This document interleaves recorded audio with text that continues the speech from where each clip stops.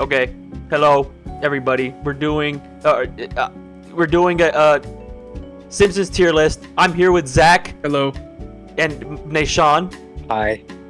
And we're going over 45 Simpson predictions, and we're ranking them from the most interesting down to me.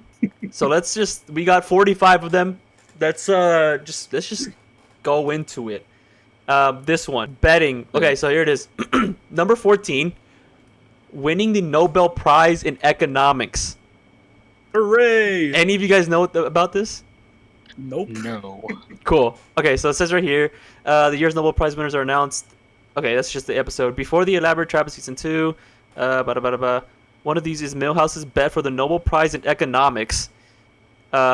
Names the Finnish economist who would actually go on to win the award 6 years later without having to go through a crust he did for the rest of that episode. Okay. So, I mean, that's cool, I guess, right? Okay, so what I get from this is they took names out of people who are running from the Nobel Peace Prize, and then 6 years later, this guy happened to win because he was already, in there trying to win. So, I mean, You're already in the running, already doing stuff in the economy. so not only is it like not interesting in my opinion, but it was predictable, so it wasn't super crazy. I guess so, yeah. Like, they could just be like, all these guys are running for it, or will run for it because they're, like, big in their fields. I guess so. What do you think, Nashawn? Mid? Yeah, that makes sense. Wait. It's pretty. He switched. Okay. What do we think? I would say not so interesting because like it's just super. It's super possible to predict Yeah, that. I mean, it did happen. It did happen. Yeah, I think, like, I would say not so interesting. It's not like me because, like, it is kind of cool. It's a Nobel Peace Prize. You don't just get that for nothing. Accessible space travel. Okay. So, what seemed like an unrealistic idea at the time, an ordinary man going to space, okay, has become a common concept, as commercial spaceflight is something people can look forward to in the not-too-distant future. There have even been all-civilian space flights. What? Really? I did not know that. Yeah, Jeff Bezos. I mean, if you count him as civilian, he went to space. Guess that counts. In recent years, okay, proving that Homer's far-fetched experience back then. Okay, that kind of. I mean, I was gonna put it like right here too, but like I did not know about the civilian space flights. Does it say when the episode aired? 1994. Wow. Okay. Oh, damn. When did the last one air? It was up. It was up. Oh, yeah, right. Oh wait, no, never mind. 2010. Okay. 1984 is kind of like a big jump too. That's kind of big. 94. 94. I mean, it is super interesting, but I mean, it's just a prediction on where our future is going. Like I could see civilian flights only going more and more. So True, and I guess I would say. Go ahead. I would say slightly interesting because it's not like crazy that they predicted that, but it is super interesting. Okay, I was gonna say like especially like around the like 90s and 80s, like Yeah. if you look back, like what is that movie Back to the Future or whatever? They go to like what 2020 something, and it's like space cars and like flying in the air in your car and stuff, and then Over-exaggerated. and then now it's just like none of that. It's none of that. It's just No, people still walking. Yeah, so I would say mid. I would say that's mid. That works. Okay. Do we all agree? You guys can disagree. Yeah, that's fine. No, I mean that's fine. Okay. I agree. And can you guys see me shivering? It's so cold in my room. How would I see you shivering? No. I No, can't like see on my you. mouse, like my cursor. No. no, we can't see it shaking. All right. So this next one, Don Mattingly's hair gets him in trouble. Do we want to search that up? Don Mattingly's hair. Well, let's read the description first. see if Okay. it says This was what it means. 1992. Predicted 1992. A year. What is it? The episode follows Homer. Okay, that doesn't matter. This enrages a jealous Mr. Wait, is this real life right here?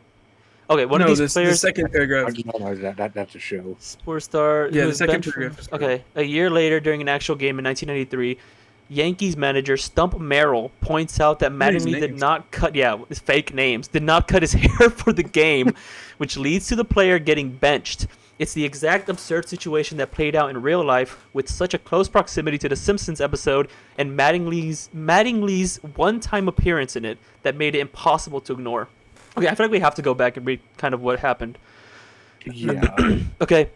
Follows Homer and his softball team as they start to believe that they're lucky because of a particular bat. This enrages the jealous Mr. Buns, who hires MLB players to make sure Homer's team loses. One of these players is sports star Don Mattingly, who is benched for what Mr. Burns insists is unruly sideburns. Huh.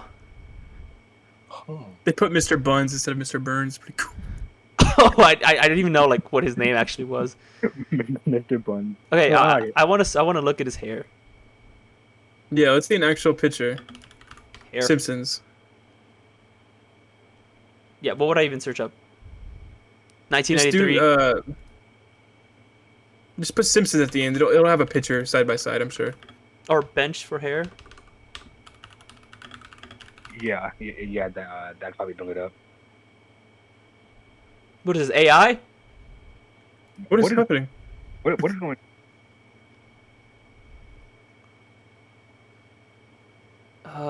This can't be it. No. That does not look like 1990.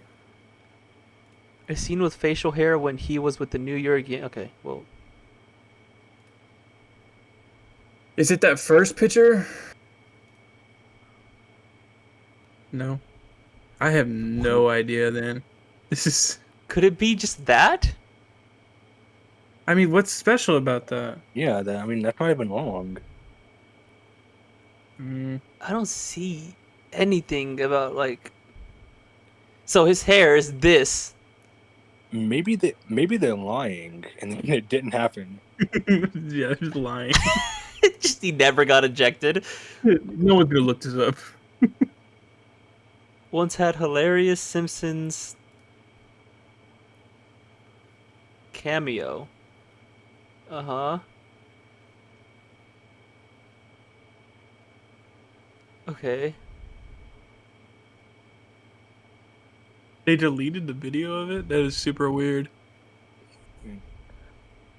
They must have violated YouTube community guidelines. Okay, so from what it looks like it didn't even. Wait. I think you're looking up the wrong name. Because Don is the coach. No. Go back to the thing. Yeah, Don Mattingly's hair gets him in trouble. Oh, well then why? Go back to the picture. It just said he was a coach. Well, now he's Bench a coach. Now he is. Oh. The Okay, joke gotcha. mirrored. I Oh, don't right know here. Mirrored a real life incident. It's just that. What? It's just like. What? Oh, okay, that's stupid. Why would he be benched for that? Didn't Okay. they say it was like... They said it was like a mirroring, spitting image. Okay, it's literally It looks just nothing like it. What? because he cut his sideburns. All right, next topic. Yeah, this one. Yeah, they lied. They lied. Okay, so now with that, I think it's not so interesting. I think it's kind of boring. Yeah, I think it's bottom. That was not a good prediction. Yeah. So this is the next one, and it's 43 Ebola outbreak predicted in 1997. Okay, when did Ebola happen? I guess it's probably gonna say here, huh? The Ebola outbreak 2000. back in 2000. Okay, made headlines for claiming the lives of 254 people in the Republic of Congo and 224 more in Uganda. It's bizarre to see the disease featured on The Simpsons, as it was still relatively unknown by the time the episode premiered. It's a shaky connection, but one loyal fans are still willing to make and point out. That's pretty. I mean, like that's kind of like that was a big thing. So Yeah, I think this is pretty interesting. yeah, But what it said, it was slightly unknown. What did it say? It said something about like it was like Still relatively unknown by the time the episode relatively premiered. unknown. So it was known, and it's only 3 years prior. So it wasn't like a super crazy coincidence because I'm sure it existed at that point. It just wasn't as bad as it got. It just wasn't like transmitting as fast as it did in 2002. Yeah. I would still Hmm. put it at super interesting because that is. Yeah, it is. It is. Yeah, I would say that's like. Do you want to put most? I don't know about like S tier. I mean, like just because of how big it is, like it killed people. I remember like whenever that stuff happened, like everybody was like, "Bro, we're gonna turn into zombies. We're gonna be eating each other and stuff." It only got bigger as well. Like 2000, I feel like it was still pretty small in 2000s. Mm. Yeah, I mean, I didn't hear about it. You didn't hear about it? No, not in 2000. I mean, look at the death toll. It's Oh, it's oh, under okay, wait. 600. Book titled "Is it Strange Considering to the Outbreak in 2000," and then it happened again in 2014. That's why Yeah, like we that's know what about it. Oh, that's what we remember because 2000 only killed what under 500 people. So yeah. So it probably wouldn't even make the news here. What is the fatality rate in it was probably 2014? crazy. It was pretty big in 2014. What Yeah, is this 40 AI? Yeah, I don't know what. Playing? Just because I'm not using like a normal browser.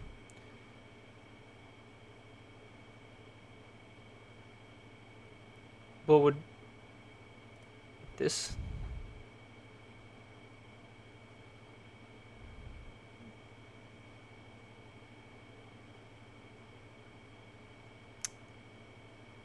"2022 it's about to happen know. again." It's back. Okay, maybe not fatality rate, but number. I don't know. Fatality number. More than 11,000 people died during the 2014 to 2016 outbreak. That's pretty like. That's not a small amount. I see Ebola outbreak of 2014 through 16. It says totaled more of 28,600 and reported deaths number about 11,300. Sheesh. Yeah, So that's it had 28,000 people got it and 11,000 people died from it. So almost a little less than 0.5% died yeah. from And getting then it. in 2000 was like what 500 whatever. Yeah, it was only 500. That it's still bad. Like it's still 500 people Yeah. dead, but but 11,000 is pretty substantial. It is. I think that's. I'm gonna say most interesting. That's pretty interesting. That is actually. Um, what do you think, Because it Nishan? was still so new. True. I mean, Nishan, you said you didn't even hear about it, right? Nope, I didn't. I didn't hear about it in 2000. I mean, like That's 2014. Well, oh yeah, you were born in Yeah. 2000. I was born in 2002. But like in 2014, the most recent one, you didn't hear anything about it?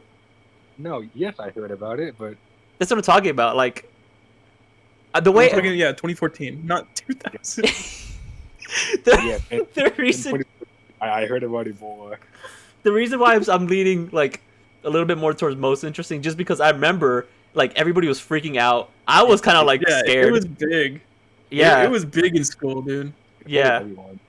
So that's why I'm leaning more towards most interesting. How did you guys perceive it? Did you see it like Nishan? Did you see it as like were you like, oh my gosh, what if comes to us? Or was it just like, No, oh? I didn't. Honestly, I didn't think it was gonna come over here, so I didn't really care much. Mm. Yeah, I was like terrified. I was like, bro, what if this like actually like makes me a zombie? There were so many memes about it too. It was super big. Yeah. I say most. Most? All right, Yeah. most Yeah. is fine. Yeah. Okay, so here's the next one. Baby Translator number 17. Back in 1992, it was predicted. Baby Translator. What? It's okay. Should we read some of the episode things just to kind of get like a basis?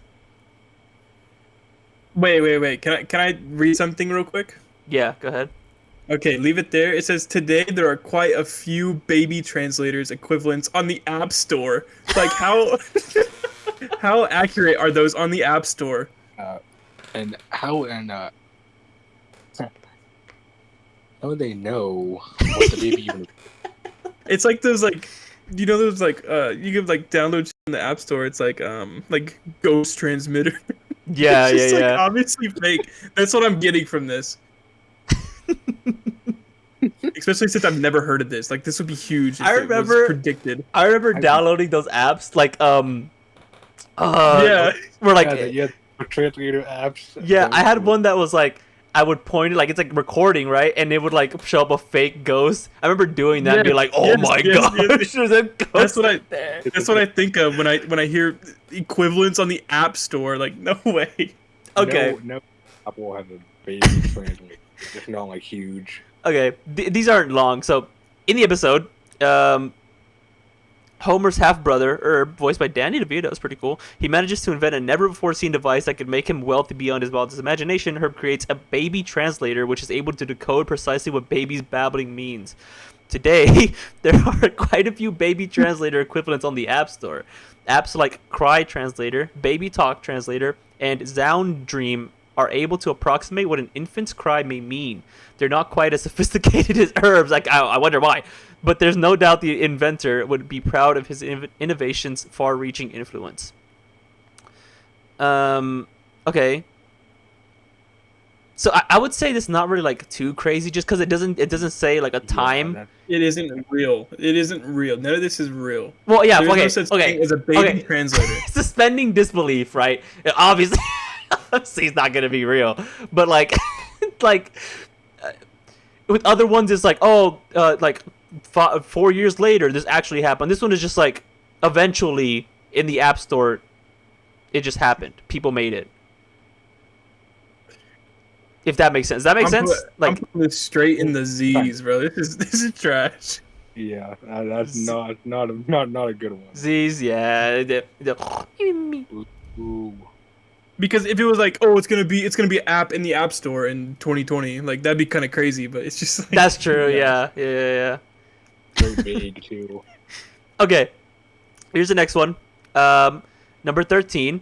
It was predicted in 1996. Cypress? Pronounce that? Yeah, Cypress. Cypress Yeah, Hill Cypress. performs with the London Symphony Orchestra. Okay. Satirizing. I don't Satirizing? know. I don't know. Satirizing. I don't know. I think it's supposed to be satirizing That youth, doesn't look like it's spelled right. Yeah, because it's supposed to be like a satiric, like some like satirizing. Okay, satirizing youth, counterculture, and generational riffs. This episode uses Homer Simpson's bumbling yet aspirational brilliance. Having learned that his children's generation doesn't like the classical rock he so loves, Homer takes Bart and Lisa to the Hullabalooza music festival to prove that he is cool. At the event, he becomes something of a circus hero with his ability to take cannonball hits to his stomach, something that endears him to his kids and the bands he finds himself on tour with. One of the episode's significant appeals was its array of guest stars with band members from Smashing Pumpkins, Sonic Youth, and hip-hop legends Cypress Hill.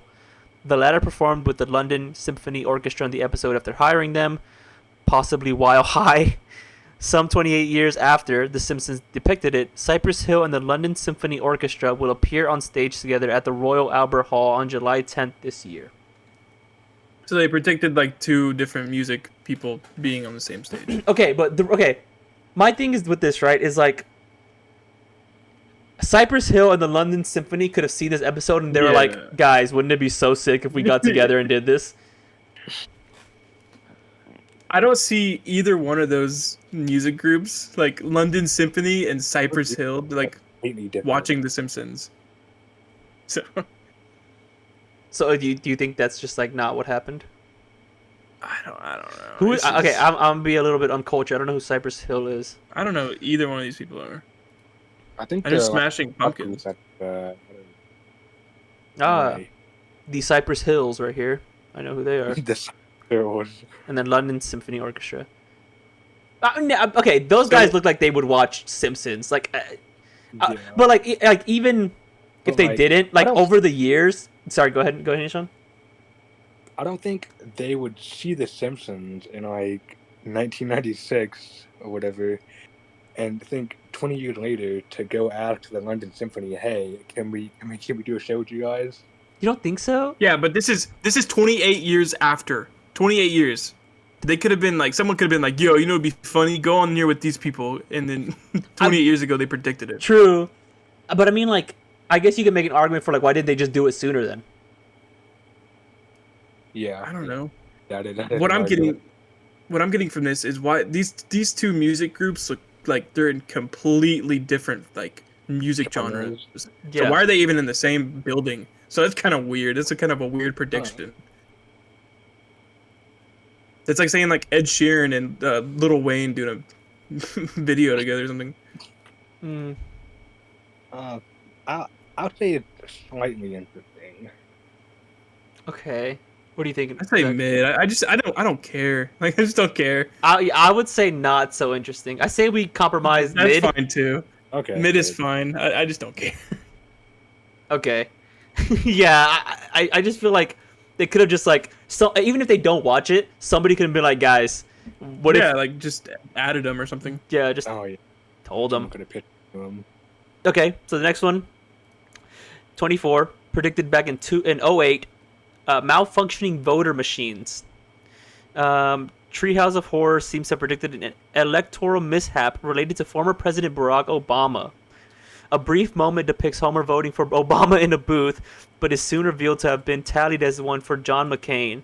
Homer is terrified of the machine, which won't let him exercise his right. A similar event would occur in 2012 with a viral YouTube video showing an incorrectly registered vote. Instead of the vote in a booth in Pennsylvania being counted for Obama, it appears to have been tallied for Mitt Romney, sparking controversy among the public. Political predictions like this one tend to generate controversy, but for loyal fans, it's all in good fun. Will you look up when these machines were invented or that started being used in voting? Like, Because that happened in gosh, like that, or do you want me to just look up when they are invented? yeah. No, when they started being used. Were developed in the 19th century, with the first mechanical voting machine patented in 1892 by a man named whatever. Lysander Curtis. However, these early machines were not widely used until the early 20th century. So when is the earliest 20th century? Would that be like early 2000s, right? The first okay, right here, 1960s. The first electronic voting machines were introduced using computerized counting systems. 1970s, electronic voting machines become more widespread, with many states adopting them for use in elections. In the 2000s, concerns about the security and accuracy of electronic voting machines led to the development of voter-verified paper audit trails and other security measures. So that sentence right there, in the 2000s, that Simpsons video was, episode was 2008. So in the 2000s, they're already concerned about them not working. And not only did that happen in the one that they're predicting, which is the Obama one, but it also happened in the Joe Biden one. So it's True. It's common. Yeah, it seems pretty common that they don't work. Yeah, as early as the 20th century. So that's like 1901 to like 2000. Yep. Okay, so what are we thinking? What do you think? I would say that, I would say that like, it just based off significance, right? Because like, especially we see that with like, what would you say, like Joe Biden and Donald Trump? That's kind of like a big thing, you know? Yep.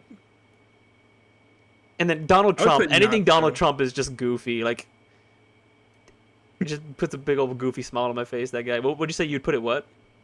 I put it not so interesting since it was already like a recurring problem. It's not hard for them to say, "Oh, I bet this will happen." Yeah, because it's going to happen again, probably this year. Yeah, exactly. I feel like it's gonna keep happening.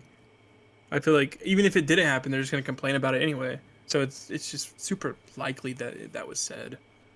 Why that was said, at least. Am I misunderstanding? You said like that would be something easily to predict. What I mean, like, yeah, because it was already happening in the early 2000s. So them saying that is just like, was it already happening? yeah, it said in the concerns about the security and accuracy of elections voting machines. Oh, okay, In the yeah, and it led 2000s. to, okay, that's true. That episode was 2008, so that was like 8 years prior. There are already concerns about it. Yeah. So Well, it just says 2000s. I mean, it could be 2000 to 2010. That's true, but I mean that video. I mean the episode. I keep saying video is late 2000s. Mm, Because if it was 2010s, it was at I 2010s. kind of want to see this video. Can you guys see this? What? Yeah. What is it? This is the video that shows an incorrectly registered vote. So he voted for Obama, but it goes to Mitt Romney. Oh, that's kind of crazy. that, Oh, that's kind of crazy. Yeah, it's like actually like not letting him do it. Oh, Oh my Then god. he like got shot up by like the Secret Service or something. Camera shot. Okay, but I feel like That's why I don't want to say. God. okay. I was just gonna say I feel like it could just be like something wrong with the cursor, right? Like Right. because okay, this is kind of weird, but like at work today, one of the stations I went to, I couldn't use because like take my cursor for example. If I wanted to click this, I would have to click it like right here. And so I think maybe it's just something with the cursor, like or something with like just the not registering the taps where it's at. I wish he didn't get like assassinated here, and he would like try to click next. This was 11 years ago, by the way. Yeah. I think that's possibly like what it could be. That's what I'm saying. Like the whole conspiracy is not boring, but it's just not like super crazy that they predicted that because it was already happening. Yeah, it was already a concern among people. True. Okay, so I would say mid or not interesting. I think mid. Yeah, mid is good because it's interesting, but like it's just not crazy that they predicted it. Okay, I'm fine with mid. Mid works with me. What is this next one? Oh, right here. Okay, so this next one, real tamaco plants predicted back in 1999. Homer sets his eyes on agriculture. Wacky disasters follow. Using nuclear ingredients. What? Using nuclear ingredients from the power plant, Homer decides to create a mutant hybrid plant in the episode E-I-E-I-Do. Cool. The result is the not so humble tobacco, a bizarre combination of tomato and tobacco plants. The potential to make money from it drives a wedge between Homer and the rest of his family. Disturbing real-life counterparts emerged around the Fukushima Daiichi nuclear power plant, where deformed vegetables and fruit popped up and looked unsettlingly similar to Homer's creation. While no one has thankfully tried to find a way to make money out of these monstrous mutations, it's not too far-fetched to imagine less scary versions of these in grocery stores in the future. I think this is like nothing. That's pretty cool. Okay, I think it's like, I guess it is kind of cool, but I was gonna say like I think it's kind of like nothing just because it's like, nothing like happened in real life. It's just that like, Yeah. like nothing regarding to like selling these things, you know. Because the prediction is like a guy selling like these monstrous plants, or vegetables, but nothing like that has happened. It's just like this might happen, maybe someday. I don't know, in the future. Well, I mean, it hadn't happened yet. Yeah. Whoa. Did they do it on purpose? No. What did it say? Fukushima was the one that blew up, right? Yeah, it was the nuclear power. I just searched up Fukushima. What am I? Yeah. Okay. Well, pretty sure. Fukushima nuclear accident. Yeah, it's the one that blew up. So. Okay, never mind then. I did not read that right. You thought like they were like doing some crazy. I thought they used nuclear to like make GMO tomatoes and just didn't sell them. Okay, never mind then. Yeah, that's kind of boring. I mean, but look at the vegetables. Because I'm sure everything was like that. I Yo! mean, the nuclear power plant blew up. That's a big head of kick. That man's carrying a cabbage shield. cabbage shield. Like posted up like that. I would eat these. Yeah, I mean, it could give you powers. Like Yeah, if they it's just didn't tell me like it was from nuclear like energy or like waste. Whatever, I would probably like be like, yo, look at this sick corn on a cob. Look at this sick cucumber with the leaf sticking out. Look at this giant cabbage shield. Look at this. I wouldn't eat that. No, that looks scary. Yeah, that looks disgusting. Okay, I still think it's looking at the fruits kind of made me go to like not so interesting. I was gonna put it like snoring. What do you guys think? The fruit saved it. It's not so interesting. Did it do anything? For Yeah, you? I'd say Jack? I would say not so interesting. I thought they were doing it on purpose. I thought that was kind of crazy, but it was just a nuclear spill, and it got into the soil and started making the plants like GMO. True. But I'd Yeah, say yeah. not so interesting. Not so But it interesting. is interesting that things look like that. Okay, this one, the Apple Vision Pro, number 3, predicted back in 2016. Okay. One of the new predictions from The Simpsons happens to be among the most uncanny. In the 2016 episode Friends and Family, Mr. Burns hires the Simpsons to become his virtual family. At the end of the episode, during a flash forward into the not-so-distant future, the entire town of Springfield is seen wearing the VR headsets Mr. Burns and the Simpsons were using. Earlier this year, Apple released its VR headset, the Vision Pro, which has since gone viral on social media.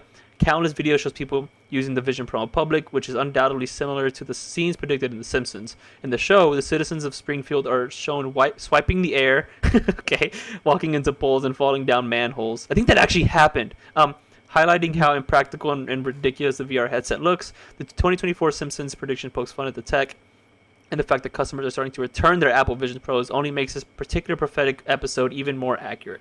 Okay, I want to look something up before we say anything.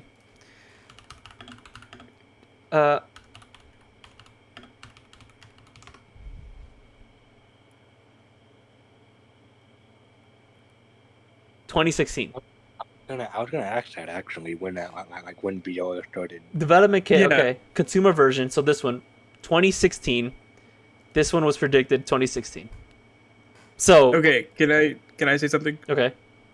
So this is saying that they predicted Apple Vision Pro, but the episode never said anything about Apple. Yeah. It just talking about VR in general, which was already a thing in 2016 or Yeah. being developed in 2016.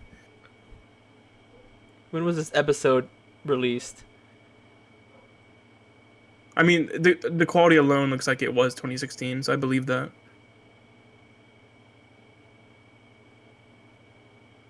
Wait, what? This one says 1989. Look at the October- picture October- quality. October 2nd, 2016. That is Yeah, not I'm- 1980 quality. Friends and Yeah. Friends and Family. This episode 2. Episode 2. 2016. 2016. What is it talking about? Am I tripping? Why did I say that?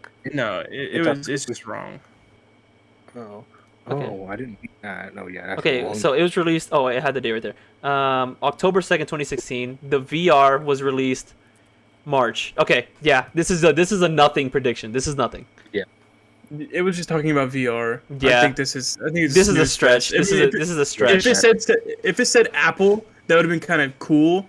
But it was just talking about VR in general. We're just predicting VR. Yeah, it's like, all right, you didn't predict anything. It's just talking about Oculus, not Fukushima. Oculus. This is trash. Yeah, exactly. Yeah. This next one, legal reeferino in Canada, predicted back in 2005. The 2005 episode Midnight RX sees Ned tagging along with Homer, smuggling trips to Canada to get medicine for his own kids. He meets his Canadian counterpart and quickly learns that they're very different when he's offered a reeferino, since it's legal in that country. While he's horrified to learn about this, viewers are quick to spot a glaring prediction more than a decade later. Okay, alright. Well, 13 years later, 2018, recreational marijuana became legal in Canada, just as restrictions around the world were loosening when it came to reeferino. While Ned likely won't be making... Okay, well, I won't be reading that, stupid. Okay, I think this is nothing. I think this is nothing. What do you guys think? Yeah. That's the thing. What was? Oh man, I don't think it's anything. What was like the laws in the U.S. in 2005 about marijuana?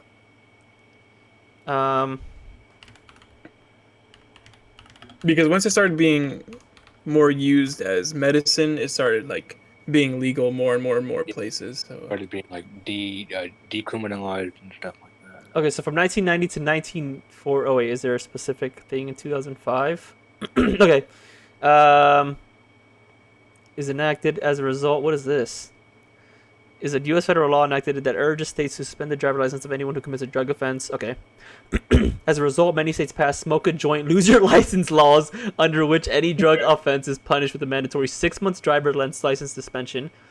2014, the it's not a real name, amendment. okay, that's a big jump though. Let's look for something else Big around jump. like early 2000s.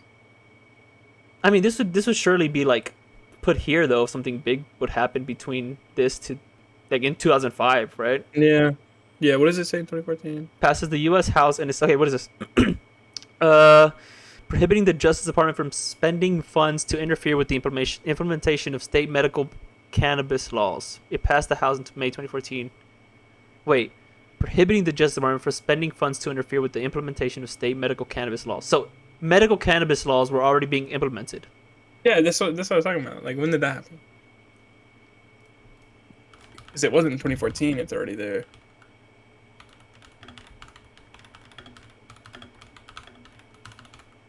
Because what I'm getting for this is 2005 when the episode aired. Mm-hmm. That is kind of early for when all this Yeah, started that is. happening. Montana and New Mexico legalized medical marijuana through ballot initiatives. Okay, it goes all the way back to what? Yeah. Oh yeah, 1996. Okay. Okay, that's nothing. I'd say Z's. Yeah, like you could kind of be like, okay, in due time, Canada will be able to smoke weed, and then the whole world Yeah, or whatever. because within what, like 5 years from 1999, it was just getting legal in every other state. So Yeah, Yeah, pretty much. it was just Yeah. California. Yeah, 2005. So the 10th and 11th states to make it legal. It's a nothing. It's a nothing Yeah. prediction. I would say Z. yeah, Next one. Smartwatches predicted back in 1995. So that's Okay. kind of a cool little yeah. picture there. In the classic season 6 episode, Lisa's Wedding, there were more than a few jokes about the future tech. The episode showed a brief moment where Hugh talks to his watch, predicting the rise of smartwatches almost 2 decades before the first one would be introduced to the world. It's a fleeting moment that didn't mean much back then, but highlighted key tech like digital watches and voice recognition that would become commonplace today. So what do we think? They made a lot of predictions on technology. So I'd say this is super interesting, but like nothing crazy. Is this the most interesting on this list in regards to technology? Well, I don't know what the other ones are. I don't know. Either. Compared to the Apple Vision, yeah. Yeah, I mean, yeah, comparatively, it is I kind would- of big. I mean, like, voice I'm gonna say recognition. slightly, just because it was so early. I'm gonna say slightly interesting. Okay, what do you think, Nation? I think it's kind of made because they were making a lot of predictions about technology back then, and let's see, in 1995, were they using like Nokia's back then, like the giant brick phones? Yeah, 95 was still brick phones. Okay. I don't even know if they were even mobile. So Yeah, I think slightly interesting. Slightly interesting. Yeah. yeah, Okay. The only thing is, like, back then, like, they were always like trying to see like Back to the Future, that reference, where like flying cars and stuff. They were constantly like doing stuff about the future. I feel like this is not like too Yeah. big, just because it's like Yeah. Yeah. It's not. Something just because they're like, oh, what if we put the phone on your wrist? that's what I'm saying. Like, they were making so many predictions about it, but it is still super interesting because it was so. It was super accurate. Like that picture just looked accurate. It was almost like a one. It is kind of like super uncanny, just I mean, because it like has a little screen. Like, Yeah. I think there were phones with screens. So Yeah. And I was just gonna say, like, this is what you see whenever you see somebody replying on their Apple Watch. They're like, their face leaned into the Apple Watch and be like, Yeah. "Hey, Yeah, I'm gonna be late."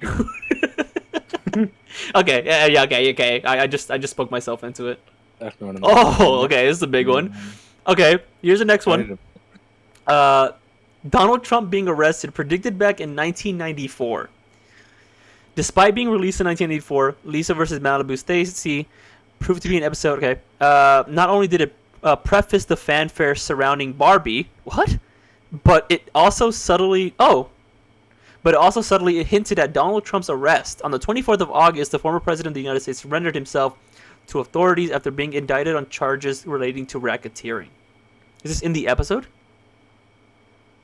Or did this actually... I'm assuming so. Did that happen? I don't think so. Quite hilariously, Lisa sees newsreader Kent Brockman speak at great length. about the popularity of the playthings before offhandedly closing the broadcast with a brief mention that the president was arrested. While vague, it could be viewed that the episode not only predicted the craze of Barbie, but even foreshadowed the social response that starkly contrasted between the political bombshell and the Barbie fanfare. Okay. I think this was talking about... I think this was... Yeah, I can look, but I think this was talking about real life thing. Okay, so they didn't get the exact date correct. That'd be crazy. Yeah, that would have been. Yeah, I think this is talking about what actually happened in real life. Because I'm pretty sure he did surrender himself. But I think this is like a nothing, just because all they really did, they didn't say like Donald Trump, like in the episode they weren't like, oh, also Donald Trump was arrested. They just said, hey, the president was arrested. Oh, well, they said, well, it was saying the former president was arrested, and that could be anyone. Yeah, that could be like literally anybody. I think the only thing that I think this one just should have been like a Barbie craze prediction, but even then that would be kind of nothing. I think this is nothing, just because they just said the president was arrested. It would be crazier if they were like, and President Donald Trump was arrested, and then but that didn't happen. At least not from this. Not from this. Yeah, I feel like any president could get arrested. They're all evil. Yeah, to some degree. Yeah. I would say. I would say not so interesting, just because I want to give it the benefit of the doubt, just because like the Barbie thing. Yeah, when did the Barbie movie come out? Was it 2023? Well, no, this is for the Barbie. Oh, I guess it says Barbie fanfare, which would make sense, like the Barbie movie and the Barbie movie. Yeah, when did it? Was it 2023? It was last year, right? Yeah, I'm pretty sure it was. Because that's when Barbie was huge. Gosh, how many? Oh my gosh, how many? Dude, what is your browser? This thing sucks, dude. It keeps going. How many? How many? How do you stop did it? they make? Oh, okay, Barbie, 2023. 2023. Oh my god, that took so long. Because this one's like an AI thing. I actually like this browser. It's just that's just an AI thing they added. I guess. Okay, so 2023. What is that? Did it say? Does this have a timeline? Like the news article in the show. Does it have a timeline? Like, do they say when it happens? No, I don't think they do. Yeah, because at least not from this. Barbie was already popular in 1994. This makes no sense. This is lame. Yeah, Barbie's always. If it was Barbie and Trump gets arrested in 2023, that'd be kind of crazy. But it just says president got arrested and Barbie is popular. What does that mean? 1959. Yeah. Barbie's always been popular. That's not Yeah. No. So nothing. This is boring, dude. Yeah, I say nothing. Okay. Yeah, that's fine. Michelangelo. Censoring Michelangelo's David. That's so cool. That's like one of those memes. You guys know what I'm talking about, right? Yeah. She censored my Michelangelo to this David. All right. Okay. What is it? Censoring Michelangelo's David, predicted back in 1990. Oh, there he is. Marge learns a hard lesson about censorship when a slippery slope leads Springfield. Okay. For the censorship of Michelangelo's David. What? Okay. The classic work of art is hilariously covered up with a pair of jeans in an effort to make it more acceptable for the outraged community that won't tolerate nudity. Back in 2016, a copy of the statue on display in St. Petersburg sparked controversy and prompted a vote from citizens who wanted it to be covered up or removed. And just this year, a school in Florida, it's always Florida, in Florida's decision to deem the statue as too pornographic to show to kids has prompted the mayor of Florence, Italy, to extend an invitation to the principal to see the statue for herself. Okay. What do we think? I don't care. This one's boring. If I was that principal, I would have taken them up on that offer. True, if he was like paying for me. Yeah, that'd be awesome. Kind of want to see the statue.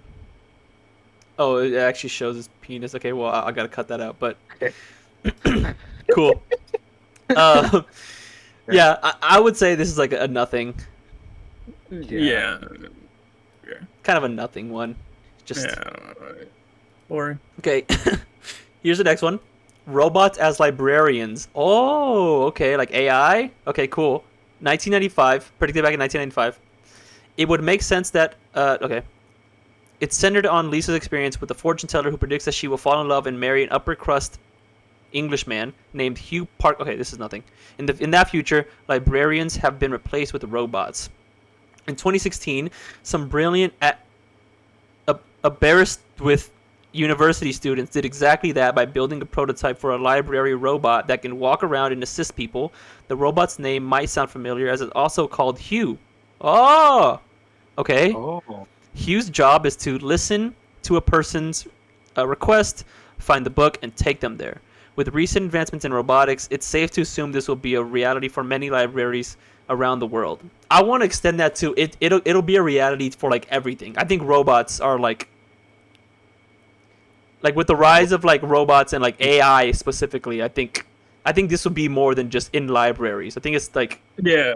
Yeah. I'm not trying to dog on librarians, but like that's such an easy job that can be replaced by AI, such as like McDonald's replacing their people with AI to order food, because all you do is say something and then all you have to do is repeat it into a system to cook it. Even with something more like controversial as like artists, you know, we see with like AI replacing artists, like you can get AI to do it for free instead of like commissioning somebody to paint something for you.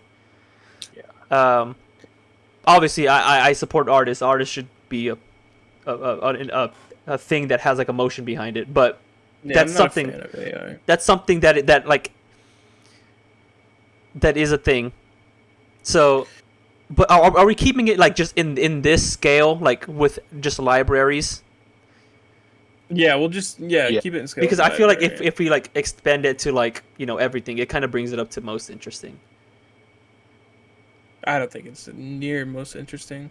Really? Just because it's so early, I would say like mid. But besides that, like this is what I'm saying, man. Like early 2000s, like, oh, robots gonna take over the world. Everything's gonna be powered by robots. So. I guess so. Yeah. But it is super accurate. That's why I want to say mid, because it is like. I want to say slightly interesting. What do you think, Nishon? Slightly interesting is fine. Slightly interesting. Think is that compromise here? Yeah, real quick, I want to say that like librarians and waiters are the ones that are firstly getting replaced by AI. Like this happening right now. Yeah. So it is super accurate, but maybe in like 10 years, it's like, oh well, everything's replaced by AI. So yeah. Okay. That's good. Slightly interesting is good. This is a big one. Oh, is it the one? Yeah. Okay, so this next one is big. I think we can all tell. A submersible disaster predicted back in 2006. Okay. A more recent prediction for The Simpsons became clear earlier this year when fans made the connection between the Titanic submersible disaster and the episode Homer's paternity coot. In the episode, Homer finds a man he thinks is his long-lost father and agrees to venture to the depths of the ocean with him in an attempt to find an old ship. The disaster strikes, and Homer gets stuck, but thankfully opens his eyes in a hospital a few days later. And last June, okay, I think this is kind of a stretch. Last June, a real-life submersible carrying 5 passengers toward the sunken Titanic unfortunately imploded. Disaster, tragedy. The expedition to see the wreck dominated conversations around the world, and the tragedy has raised crucial questions about safety regulations and protocols to prevent a similar event from ever happening again. Yes, this was crazy. For the people who know, everybody obviously knows. This was absolutely no precaution. The CEO was a bad man. Anyways. Okay, real quick. These have nothing to do together except it was a submarine.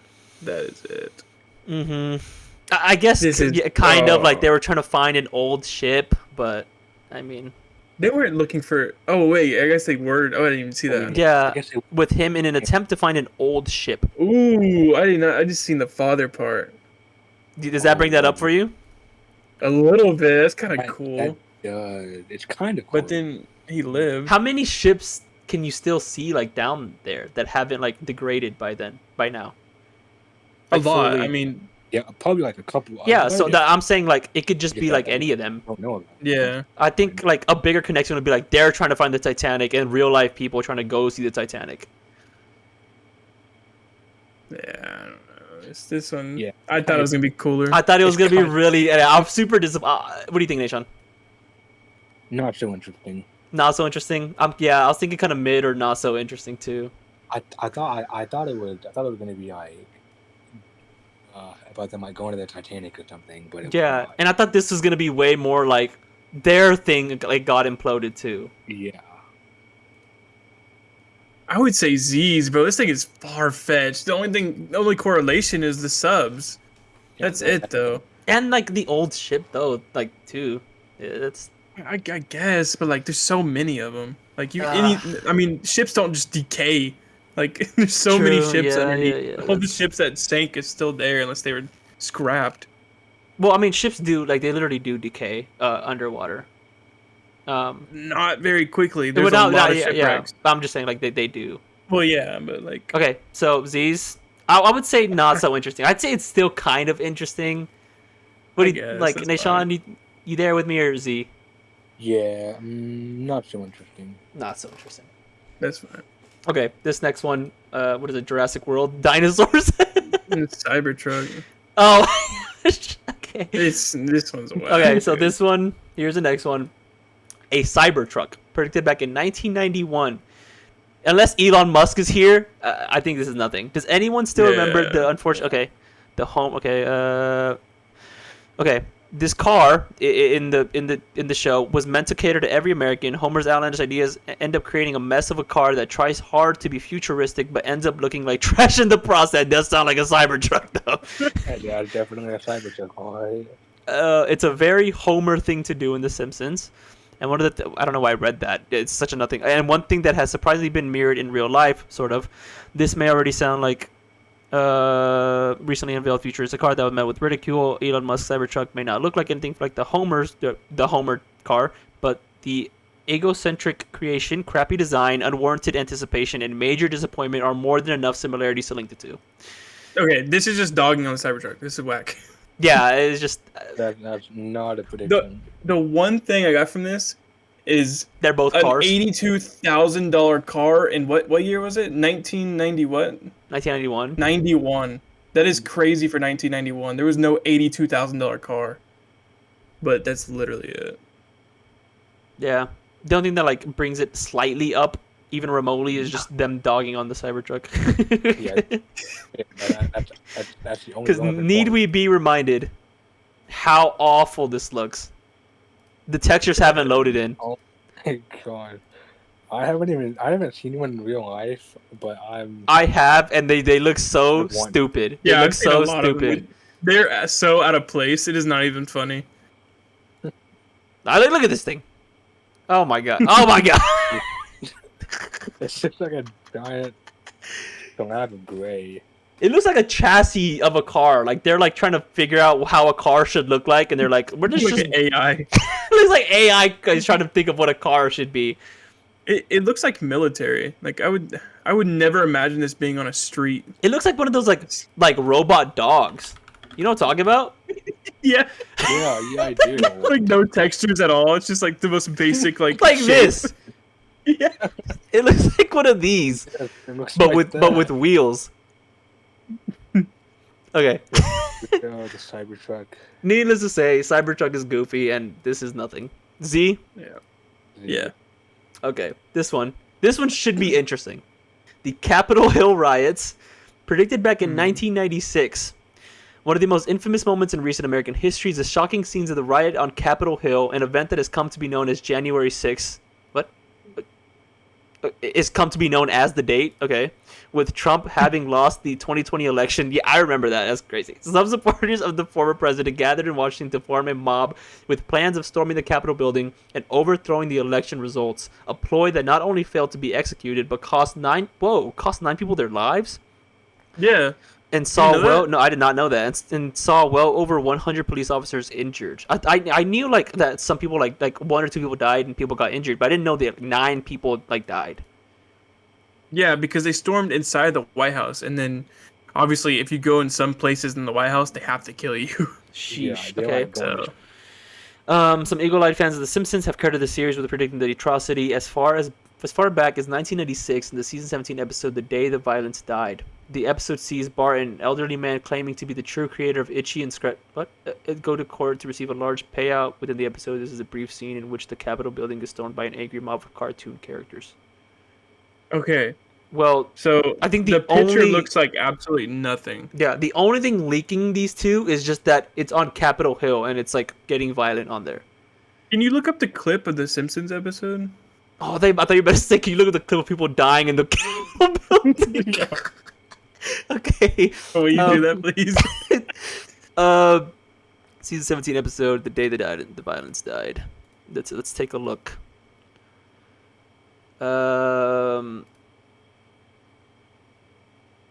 Is it the whole episode? Because No. I remember there was a guy who wore a raccoon Oh! hat, and it was in the Simpsons episode as well. A raccoon hat? This guy? Yeah, Oh, no, it's just- not him. No, skip forward a little bit. Is this even it? It's not even it. Well, it's the episode, but I guess they're not showing the... I don't know. I think we're kind of like asking to like, can we see a pirated version of the episode, please? Yeah. I mean, I just wanted to see a small clip, but because the picture does nothing, is what I'm trying to say. And that's the same video. Yeah, it's not. Yeah, don't worry about it. Don't worry about it. Okay. I don't know. From this picture, I mean, I get like nothing from it. Like this is stretched. Yeah, I mean, it tells us what happens that Bart and the guy claiming to be the true creator of Itchy and Scratchy go to the court to receive a large payout. Cartoon characters, presumably from Itchy and Scratchy, go to go storm the Capitol building. That's the only Yeah, like thing. you said. Yeah, the only correlation is they stormed Capitol Hill. What do we think? Nothing. I like how they said known as January 6th, like it's up there with 9/11. Yeah, right. Yeah, like that. Yeah, they freaking put the date title on it. Like it's such a huge tragedy. Like people died, right? But don't give it the 9/11 treatment by calling it January 6th. That's awful. That's awful. That is cool. Okay, this is Z. I was gonna say it brought it up. That just brought it down. I was gonna say that it brought it up because I brought it. I didn't know like I brought 9 that people down. died. I think it's kind of crazy, but yeah, that was bad. That's dumb. I'd say not so interesting because that wasn't them saying that. That was just whoever wrote this. Yeah, I So- guess so. Not so interesting. Yeah, that's fine. What the article was biased. This one, Yeah. Joe Biden and Kamala Harris's election, predicted back in 2019. Okay. In a special short that takes aim at former President Donald Trump, The Simpsons parodies a song from West Side Story. In the process, it depicts a competition of sorts between Trump and other political figures like Alexandria Ocasio-Cortez. While the sing-off thankfully didn't actually happen in real... Oh, I wish it would have. That would have been dope. There's a short scene that bears a shocking resemblance to recent political changes. Director David Silverman shares the moment on X, recounting how he set up this kick line for the ending, which shows Trump standing next to a lineup of dancers. One of pair of dancers standing there happens to be the President Joe Biden and Vice President Kamala Harris, who weren't running mates at the time the show aired. Addressing showrunner Al Jean, Silverman continues by asking if the just happened to predict the future again by creating that scene. So I think this is kind of like substantial because they weren't running at the time. The guy just set it up as like a joke, and they just happened to be standing together, and now he's president and she's vice president. This was so recent though, 2019. In 2019. Was she like already on his side in 2019?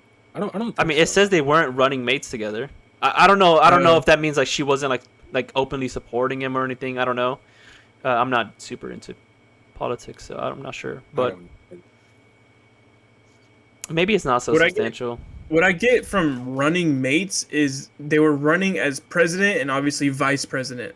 So they weren't running for president at the time.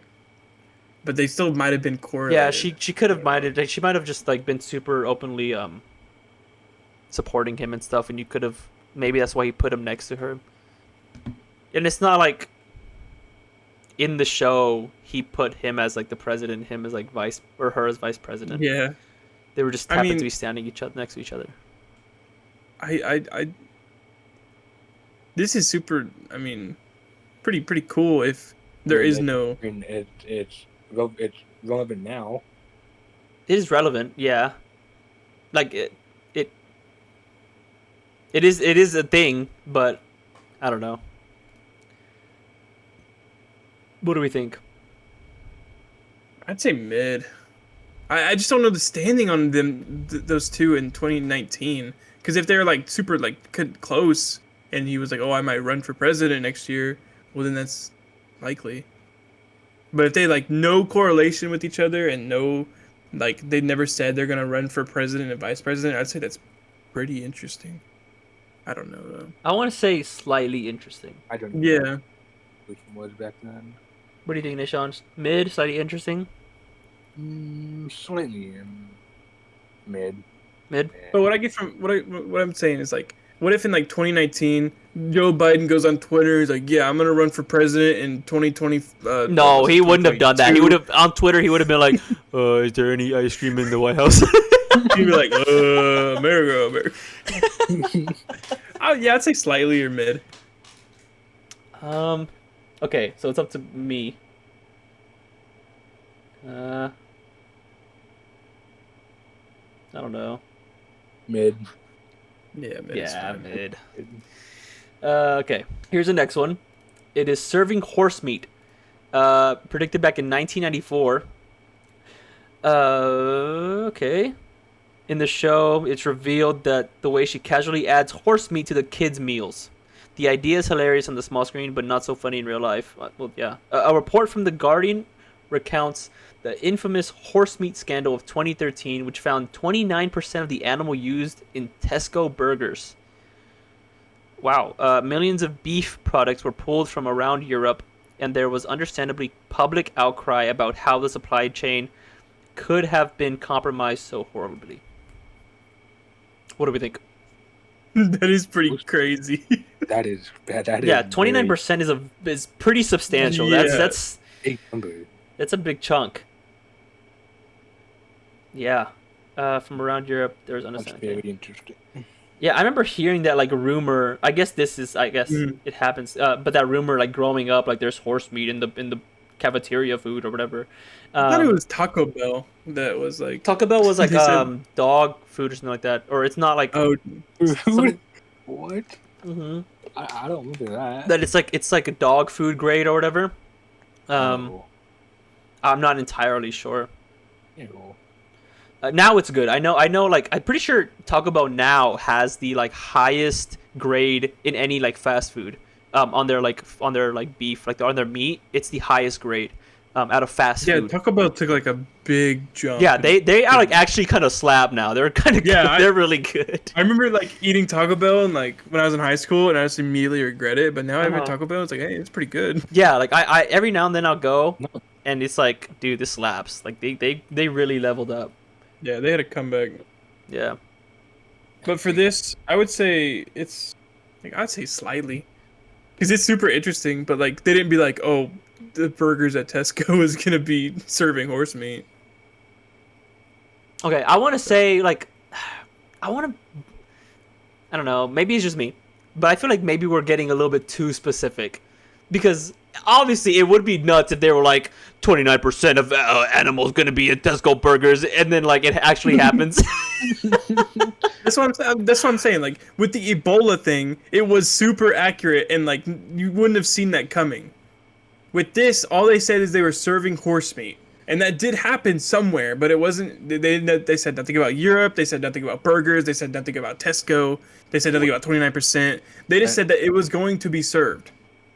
So why would it be super interesting? Because they could have said the same thing about dog, and then that could have happened in wherever. I think it is super interesting. Like, obviously they're not gonna put out the percentages. That's what I'm and stuff. saying. But I'm mean, like, saying Yeah. Okay. slightly interesting. I think Oh, it was- slightly interesting. I thought you were trying to. Yes. like put it in not so No, interesting. no. I said slightly interesting, but it's No. not like super accurate like Ebola. Okay. I was like, okay. I was like, dude, you're tripping. No way, good. Like, not so interesting. Okay, what do you Yeah, I think, said slightly interesting. Nishan? Finally interesting. You cool with that? Yes. Okay. And Okay. honest- Well, here's the next one. Barbie Mania, predicted back in 1994. Greta Gerwig's comedy hit Barbie became the biggest box office success of 2023, grossing over. I think this is gonna be nothing. Grossing over 1.4. Whoa, we're grossing over 1.4 billion. That's Dang. crazy. As it took the Is world that by the storm. most? Huh? Is that the most like money made from a movie? No, I think the most is still Avatar, right? Oh, yeah, because they overtook Yeah, it was Endgame. it was Avatar. Endgame overtook them. Then Avatar got released again, and then but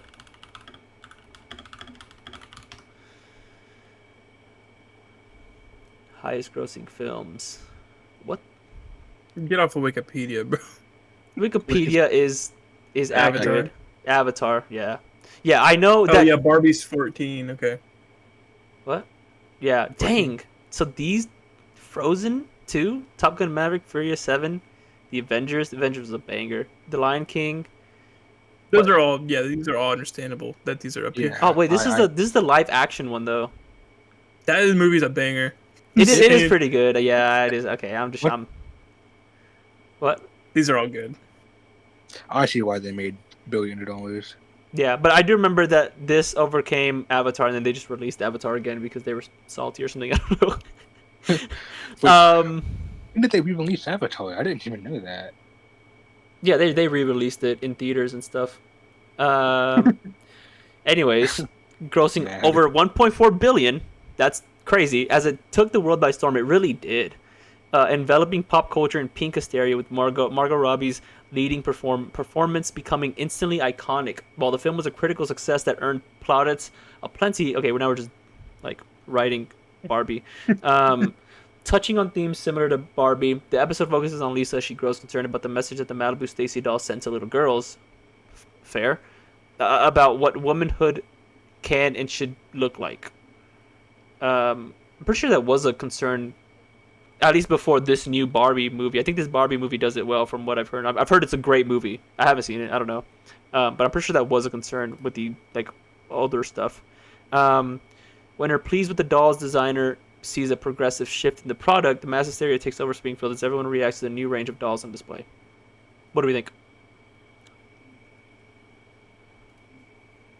I think it's not so interesting.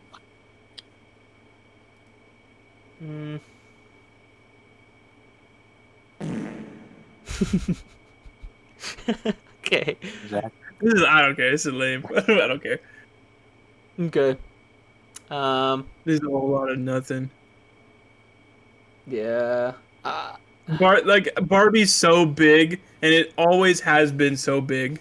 Like, it's- unless she was like talking about the Barbie movie, I don't care. It's never going to die. Barbie's going to be huge forever. Yeah. It would have been crazy if they were like put Margot Robbie in there.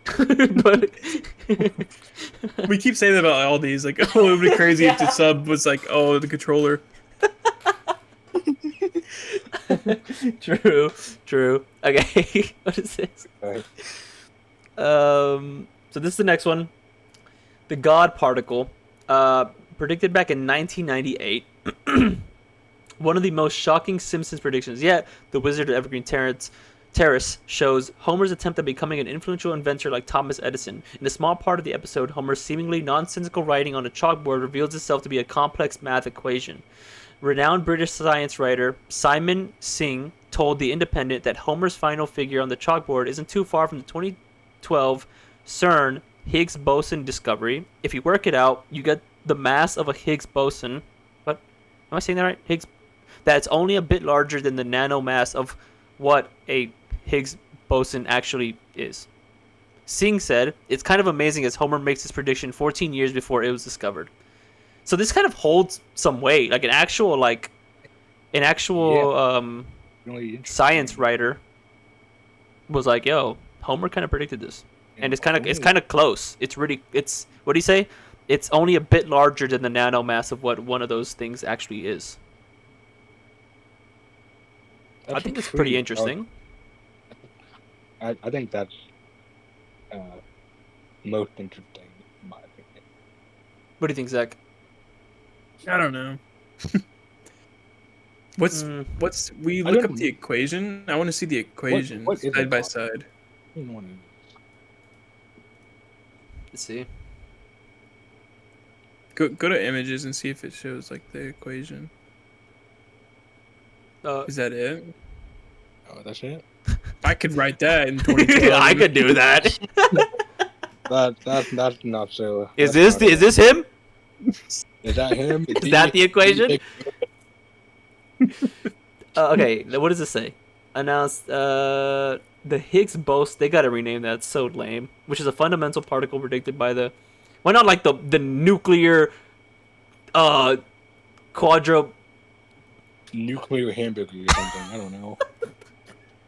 Which is a fundamental particle predicted by the standard model of particle physics. Okay, what is it? What is the equation?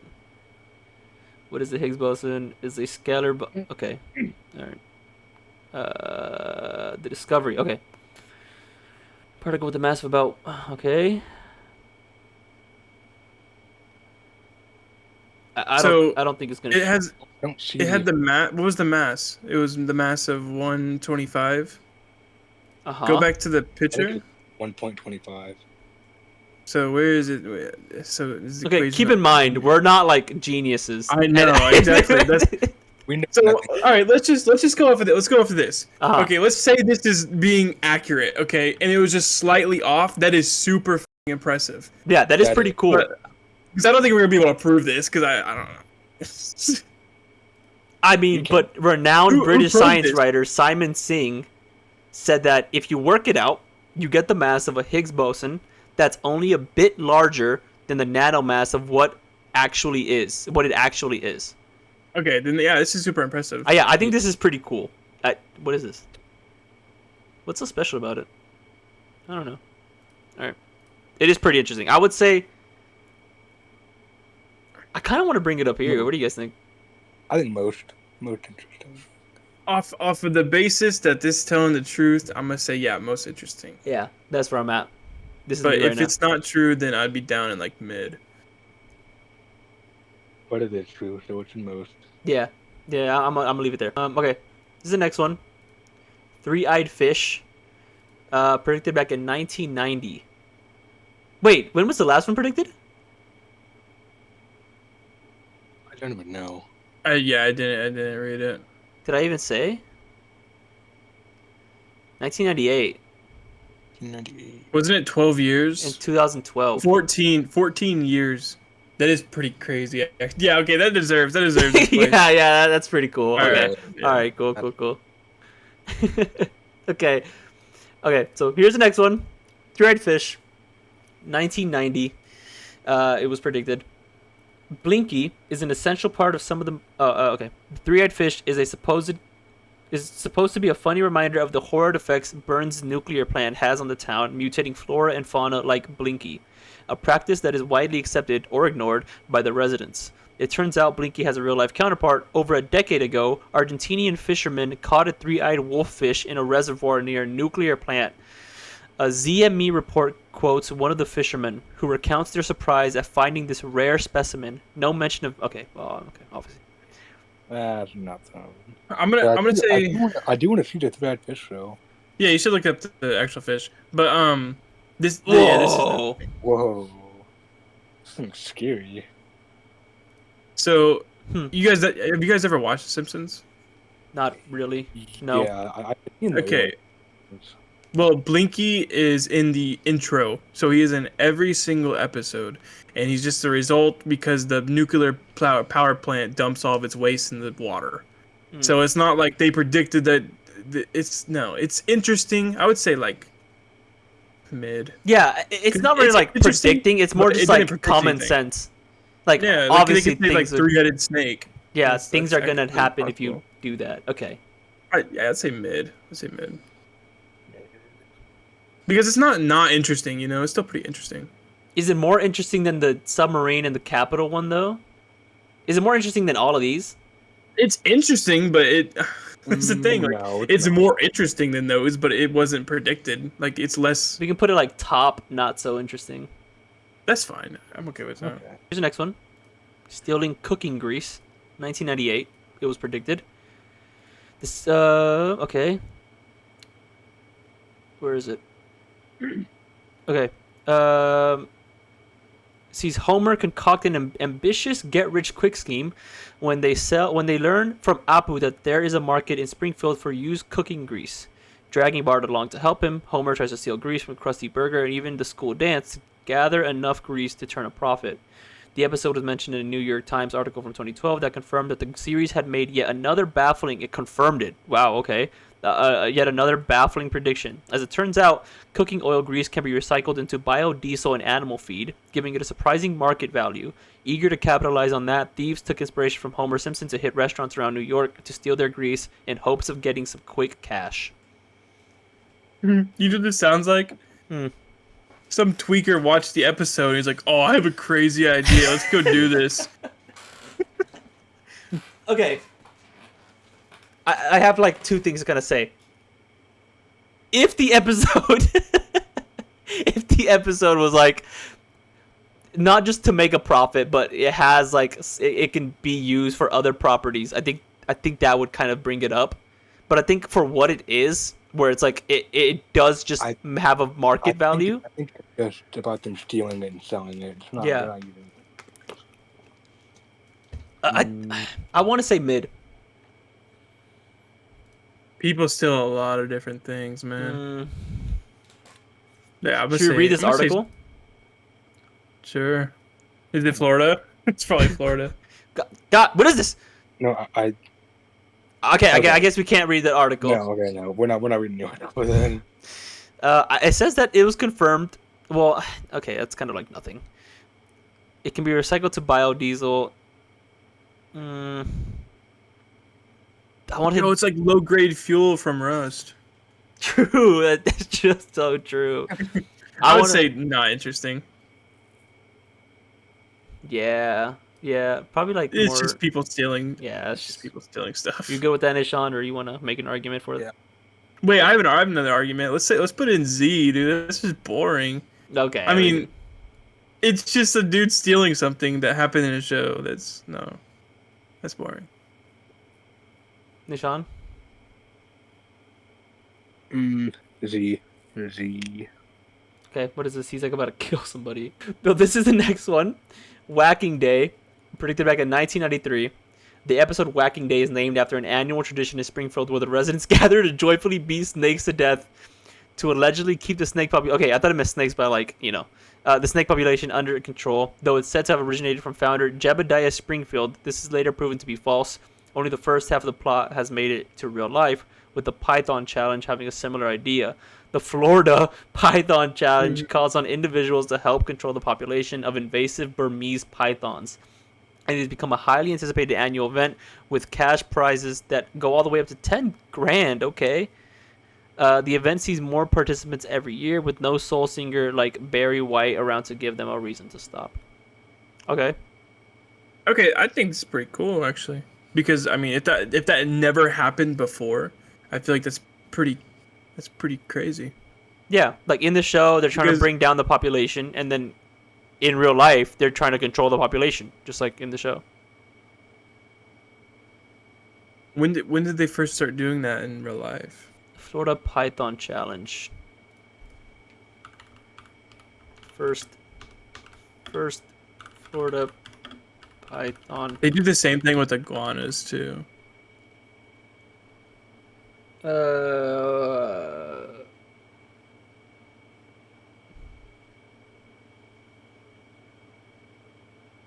To say? Be careful what you click on. Yeah, I don't know. Maybe this will say it. Oh, wrong one. I didn't see a date. Oh, that. No. Was this an ad? You can sign up to freaking.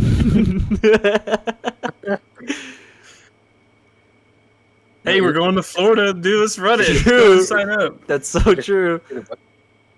Okay, let me look up.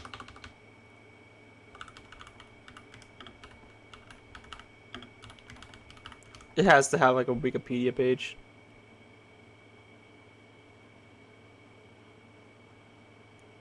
You need to look up like when pythons started becoming invasive in Florida, like a year. Okay. Do like I don't know what you'd call it. Yeah, I guess you can just type it like that.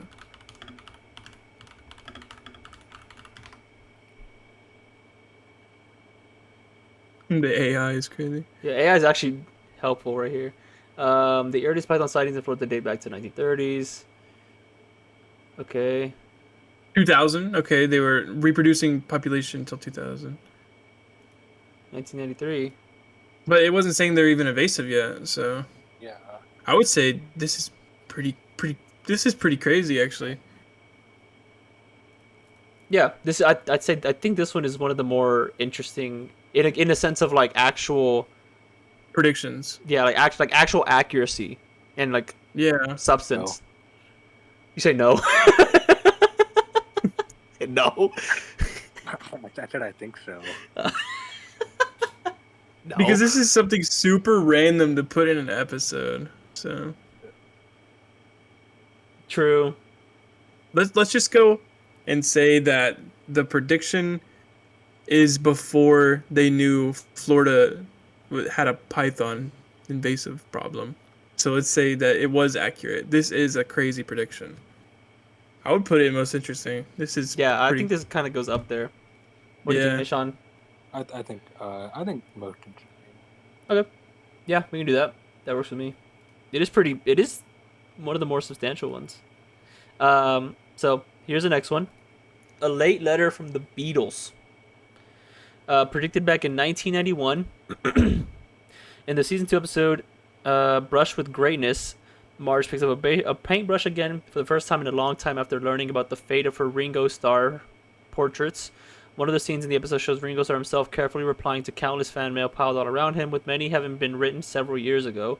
This isn't too far from real-life event involving Paul McCartney, who replied to 2 fans from Essex, London, in September 2013. This is a response to a letter they sent in 1963, which ended up in a car boot sale. McCartney hilariously wrote back, "Better late than never," and thanked the fans for their lovely tape. Hmm. What do we think?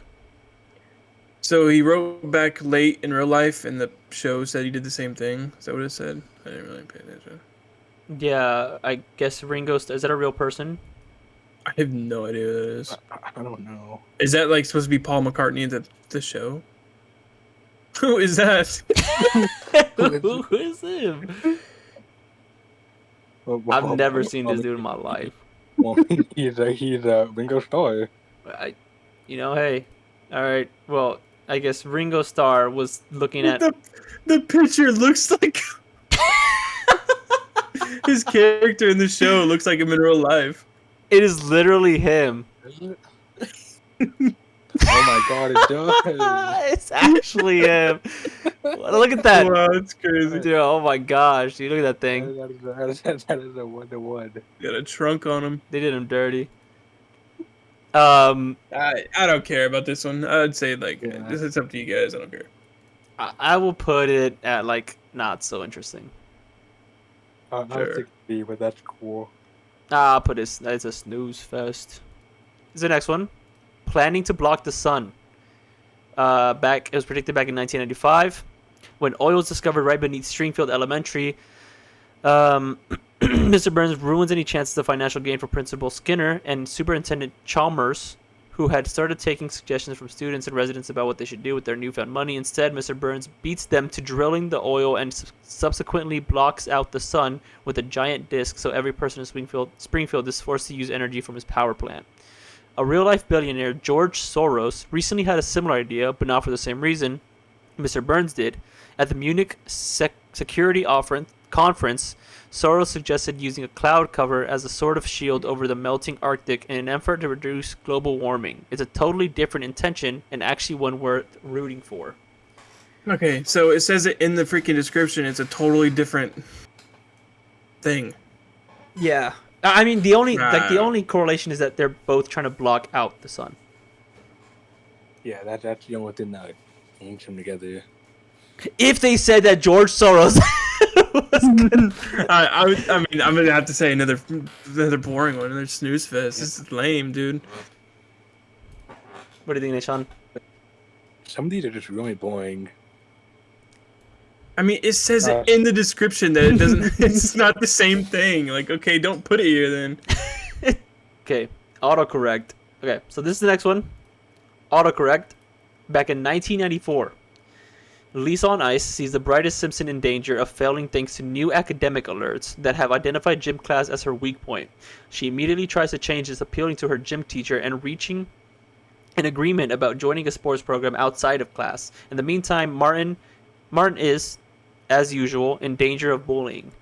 One scene sees school bullies read a memo to beat up Martin, only for the message to be scrambled to read "Eat up Martha." Anyone who's ever experienced the frustrations of autocorrect can immediately see the parallels here, with the new device clearly being a very early version of the iPhone. Well, I wouldn't say clearly being an early version, but Can we look up? Wait, this was 1994. We look up the telephone technology in 1994. I don't think they had autocorrect. Yeah, they didn't have text messaging, right? I don't even know, dude. Let's look up the most recent phone in 1994. Not the most recent, but what phone was invented in 1994? Because I think it was like one of those ones you can like flip up.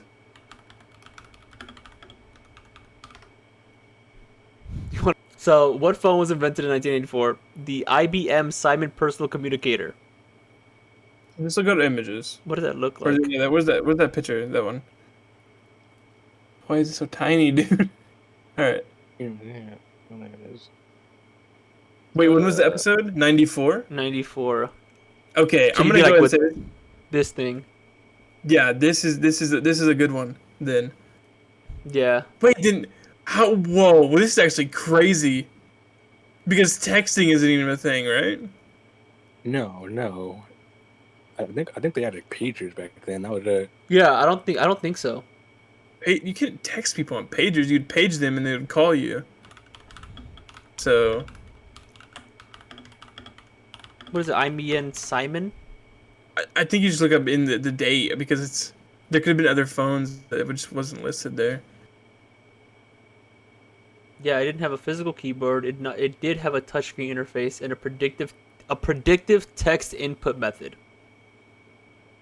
It did have a predictive text input method. The first ever text message was sent on December 3rd, 1992. So people, not like the public didn't have access to it, but it was a thing. So keep that in mind. I don't know. This is still crazy because if text messaging was that new, only 2 years old, wasn't out to the public, and they're already talking about autocorrect, that's pretty wild. Okay, but this one was released to the public, and it had a predictive text input method. Oh, predictive text. Yeah, so predictive like being the key word here. Oh, okay. Never mind. Does it say more about that? I still think it's interesting. Yeah, did not have a physical keyboard, but it did have a virtual. Okay, so it did have a keyboard you could text, and it had a predictive. If that's what it's saying.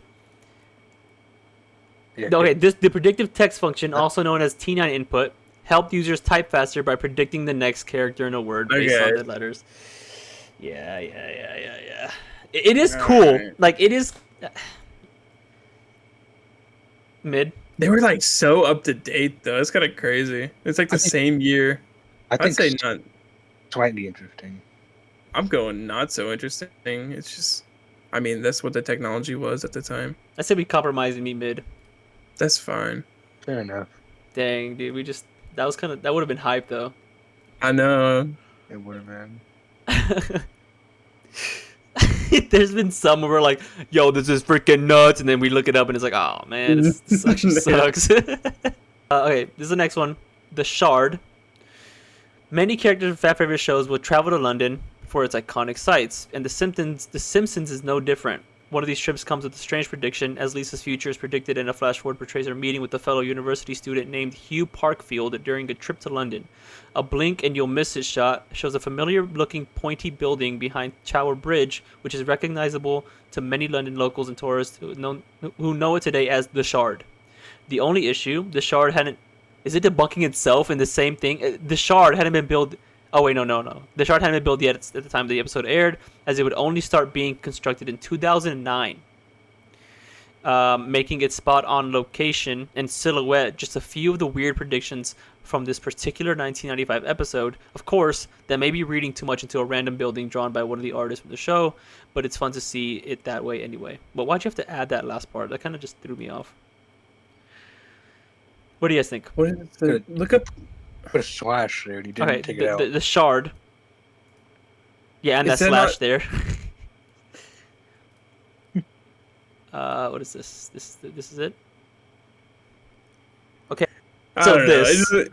I bet he just drew something just to draw Yeah, something. I just like don't not that in. Yeah, and he kind of did it here. Maybe he was just like, I'll make this one kind of big. I'll make this one look right here. Not interesting, I would say. Not interesting. The Shard is a cool name, though. the shard. The sharded. Shark. Okay, here is the next one.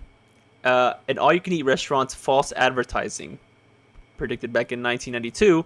Oh, there it is. In case you couldn't see it, for Homer. Okay, the Frying Dutchman was the episode. I'm assuming, right? Nope. New Kid on the Block was a dream come true. Oh, the Frying Dutchman is the name. Yeah. He takes full advantage of the promotion by eating for hours, finishing most of their items, including the shrimp and 2 plastic lobsters. This causes management to call him a remorseless eating machine and eventually kicks him out of the restaurant, which should go bankrupt because of his patronage. Homer is annoyed and takes him to court for false advertising. A real-world court case with suit taking place when a man from, coincidentally, Springfield, Massachusetts, sues Golden Corral Corporation for $2 million. Did he win for false advertising? Definitely not. He did not. This is win. after he's kicked out of one of their all-you-can-eat restaurants by one of their employees. Much like Homer, the man ends up accepting an out-of-court settlement. Okay, He got like $50. Probably. you got another coupon. Yeah. Okay, I think this is kind of. When was the first all-you-can-eat restaurant? This is what this is what I'm getting from it.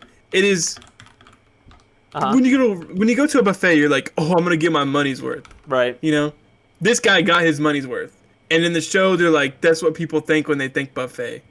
I don't think it's super like predicting. Besides the Springfield part, it's kind of funny. 1940. That's 1982. about it. I would say the Springfield part brings it up to like mid, but everything else is just like, I'm sure that happens everywhere. Yeah, it's happened to a lot of people. You sure? Yeah, but I mean, like, it's not like super common though. I bet it is. That people eat so much that the place is like, hey, you gotta get out. I mean, some people. I mean, yeah, I bet it is. Especially if you go to like a seafood place like this. I mean, that shit's expensive. I'm sure it happens all the time. Okay. Like not yeah. all the time, but it's happened before. Yeah, I know it's happened before, but okay. So mid, mid. Zach. Yeah, it's fine. Okay, here's the next one. Greek's debt crisis, predicted back in 2012. Pretty recent.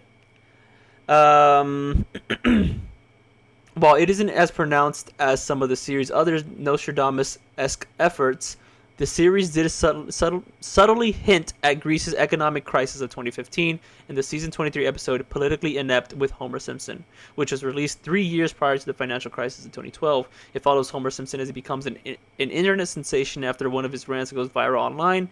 His newfound popularity secures him a talk show on which he endorses Ted Nugent as a presidential candidate for the Republicans. During his meteoric rise, Homer is invited to speak on a cable news program, with one of the headlines running along the bottom of the screen touching on financial instability in Greece. Here it is, Europe puts Greece on eBay. Cool. So what, Satan tweets? What do we think? I got no comment on this one. This was like, I don't. I mean, it's kind of like interesting, I guess.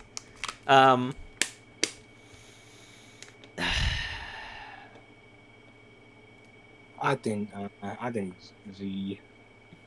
It's not super interesting. Zach, any I'd spots? say not so interesting, just because it like kinda predicted, but like man, it's just I don't care. You can keep it in Z. I do not care at all.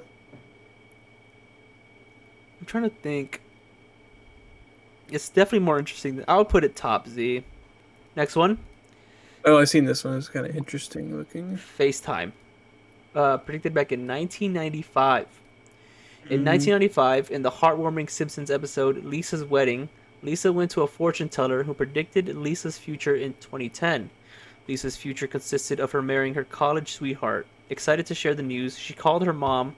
The phone that Lisa dialed included a screen that showed Marge's face in real time attached to a rotary dial.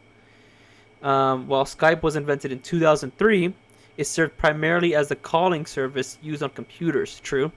In 2010, Apple announced that it developed FaceTime for Apple users. The app allowed users to not only talk but see the person that they were talking to through the phone's camera. Will you look up? You don't need to look it up. Phones didn't have cameras in 1995, right? Even if they did, I doubt they had anything remotely They close did, to this. but they would like This not, one, like, this one's what- solid. Then I think this one's pretty. It holds some weight. we either just look up a picture of a phone from 1995 real quick.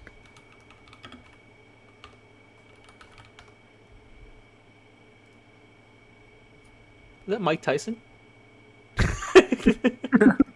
Oh, I see that. There's like a conspiracy that there's a guy with a phone in the background. Okay, cool.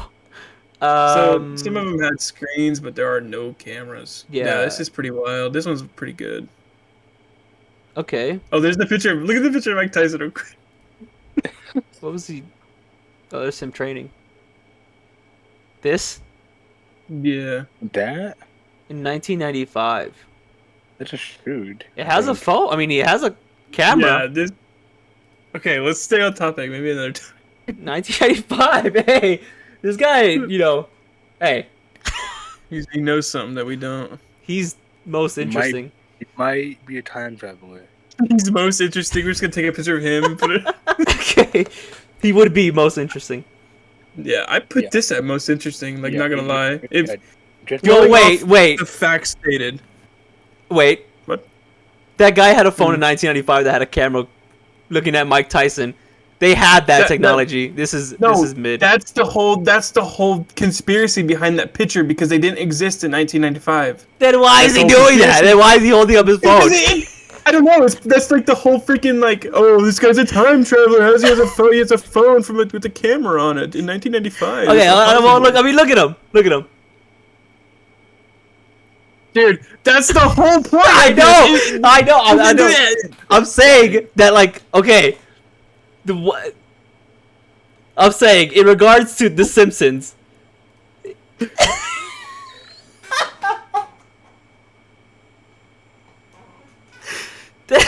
This guy's a time travel. This guy is time traveled, and he brought like a Samsung Galaxy Note, whatever. And that's the whole point of this. Like, just look at the screen filled with words. That's what they're talking about. This guy with the freaking phone in 1995. Okay, Jared, we are focusing on The Simpsons, not Mike Tyson. I'm saying they had that. No, they didn't. That's the whole point of that picture. Mike Tyson Well, is- clearly they did. Clearly they did. It's probably fucking Photoshop, dog. Whatever. This is mid. All right. Let's just say this is true. Okay, everything about this is true. This is a wild one. It is pretty wild. It does hold some weight. So Because it goes to Lisa's future in 2010. That's when like FaceTime like first started getting big, right? In in 2010, 2010, Apple announced it. Yeah, did y'all? I didn't even realize. Yeah, that. I didn't That's realize- pretty fucking crazy. Yeah, this one is nuts. This one is actually nuts. This is top. Alright, yeah, that one goes top. That This is top. crazy. Yeah, okay. Not only did it predict the FaceTime, it predicted It the did the year. same year. The year that it was That's what I was- announced. Oh my gosh, that one's pretty solid. That's pretty nuts. That's pretty crazy. All right. That's good. That gave me goosebumps, bro. That's pretty good, dude. That's pretty good. Okay, this one. I feel like this one's gonna be I feel like this is gonna be a nothing burger, but we gotta look at it. Here it is. Next one. Walt Disney and Fox merger predicted back in 1998. In 1998, in the episode "When You Wish Upon a Star," Homer met Alec Baldwin. Oh well, that's crazy. And Kim Basinger. And decided to work for them. Homer suggested an idea for a movie to bring during his phone call to the 20th Century Fox executives. The next scene of the episode showed that the 20th Century Fox was now owned by Walt Disney. The scene is now among the infamous things as The Simpsons predicted, as in March 2019, Walt Disney announced a $71 billion merger. Gosh, dude, what? With 21st Century Fox. In 2021, Disney and Fox settled on the streaming rights in terms of the films that Disney would own. In other words, this settled what movies would be solely on Hulu/Disney Plus or HBO Max, and the deadline for the agreement. First of all, 71 billion. That's like that is unfathomable. Crazy, That I can't even think of that now. Think of how much money that is. Wow. Wasn't Epic bought for like 40? Or what? Not Epic. Was it Epic? Or was it? It was Beth. What's that one? Skyrim and Fallout. Who Bethesda? Beth. Yeah, they were bought for like 44 bill, right? And I think it was like the biggest like game purchase. Well, no, I think that would be Activision. Oh, 7. Which one? One of them was bought for 4. I think it's Activision. What you're thinking about? Because Activision is a massive company. Oh. 69 billion. Oh my god. Crazy. Billion. Almost as much a game studio. Almost as much as what? 21st Century Fox? It is Call of Duty. It's not just a game studio. Okay, but like think about it, like, it's a video game compared to movies. It's Call of Duty. Like when you think video game, you think Call of Duty. Anyway, let's not get off topic. Okay, yeah. Okay. But yeah, there's still a crazy amount of money. Okay, disregarding the money. 1998. This, I mean, it did predict it. This is just straight up like, yeah, it did. Yeah, I mean that's true. Yes, even in the picture, it says it in the picture. Question is, how interesting is that? Is it really that interesting? It's just say, multi-billion-dollar company buying another multi-billion-dollar company. I say we put it at the top of mid because it is accurate, but it's just so boring. I don't care. Yeah, it's not an accuracy tier list. It's just it's whatever. It's just people with FU money buying other things with FU money. Yeah. Lady Gaga and the Super Bowl predicted back in 2012. One of the Simpsons Super Bowl episodes, including an infamous prediction of a musical artist's performance, which would not so surprisingly come to pass in the why even put that, dude? Like. In the 2012 episode, Lisa Goes Gaga, Lady Gaga visits Springfield and performs her songs while flying over an audience, and at one point played the piano during her concert. The episode may have been critically panned, but fans were at least interested in the prediction it contained. In 2017, Gaga performed the Super Bowl halftime show, performing her greatest hits, including Poker Face. Okay. During her halftime show performance, Gaga was lifted above the audience, mirroring the Simpsons episode. Later in the show, she also played Million Reasons. Okay, this is another thing like the one earlier, where it's just they could have just set that up. No. Why would the Super Bowl and Lady Gaga copy the Simpsons? Well, I'm sure Lady Gaga wasn't gonna go up to the Super Bowl and be like, "Hey guys, did you guys see the Simpsons episode?" Maybe she just saw it and she was like, "Hey, this is what I want to do for my halftime show." Or like one of her like managers. Or something. Like they could have came up to her and be like, "Hey, Lady Gaga, look at this. Wouldn't be sick if you did this?" But that's where we gotta think. Like, are we thinking like that, or are we thinking like, are we disregarding that possibility? Because if we're disregarding the fact that she could have just someone seen this and showed her, then it's pretty crazy. I feel like that. Yeah, you kind of have to bring that up just because it's like it's just such like a, I don't know. I think it's more than likely to happen. Yeah, it was 5 years. So I don't know. And especially like this was already during like time of conspiracy with like that 9/11 prediction in The Simpsons. So I'm sure somebody on her team should have like would have seen that and be like, hey, wouldn't it be like funny or whatever if you did this? And then she's like, okay. And then she doesn't have to tell the Super Bowl like, hey, I'm gonna copy The Simpsons. She could just be like, this is what I want to do, and they'd be like, all right. Or she had no idea, and her manager was like, like You should do this. yeah. Yeah, you should. I don't know, man. I think even regarding that, it's still kind of interesting. I'll be right back. Okay. Okay. We gotta make this decision without Nishan. I think it's mid. Like I said, man, if you don't think like that, this is I'd say slightly, but I'm okay with let's put it like top I mean, mid. we could just I'd say like up here. yeah. I'd say it's more interesting than the last one though. True. Especially if there's like flying over and shit like that. Okay. What was the next one? Danger Killer Bee. Murder Hornets, predicted back in 1993. What is it? During the episode, a crowd of people demand that they wanted a placebo to cure their illness. When one of the members of the crowd pointed at a truck that could hold the placebos, the crowd knocked the truck over, releasing a swarm of killer bees. Similar to around the same time as the COVID-19 outbreak, there were reports of the Asian giant hornet appearing in the U.S., a type of quote-unquote killer bee. The Asian giant hornet was claimed to be a threat to the bee population and was reported that they could destroy an entire bee colony. In the episode, there is no like talk about time. It just says there was just killer bees. Mm-hmm. I say it's nothing. It doesn't seem like anything really. Okay. Yeah, I'm fine with putting it at a low tier. I mean, what do you think though? Like, because it wasn't like in 2020 there's gonna be some killer bees. Like it was just. I also killer think bees it's just in a like truck. kind of nothing because in the episode, the killer bees are attacking the crowd of people. I'm assuming, and in this, it's mainly a threat to the bee population, and that they can destroy bee colonies. Yeah, they just have to name killer bee because they killed bees. Yeah, That's really it. I put it Z. That's like the worst one, honestly. It had like nothing to do with each other. Yeah. What was that? I think this one's. I was gonna say I was trying to. It's one that had like literally nothing to do with the thing, where they debunked it themselves. Which one was it? I don't remember. Anyways, okay, this one It's the pants, right? I thought it was the pants. was it. I don't remember. Anyway, next. Here's the next one. Pandemic, predicted back in 1993. In the 1993, The Simpsons first aired. Okay, the episode focused on Marge. It is Marge, right? Yeah. Charged with shoplifting and forced to serve prison time. The rest of the Springfield caught the Osaka flu after a shipment of products reached Springfield. Osaka flu caused a similar pandemic to the COVID-19 pandemic. What? Okay.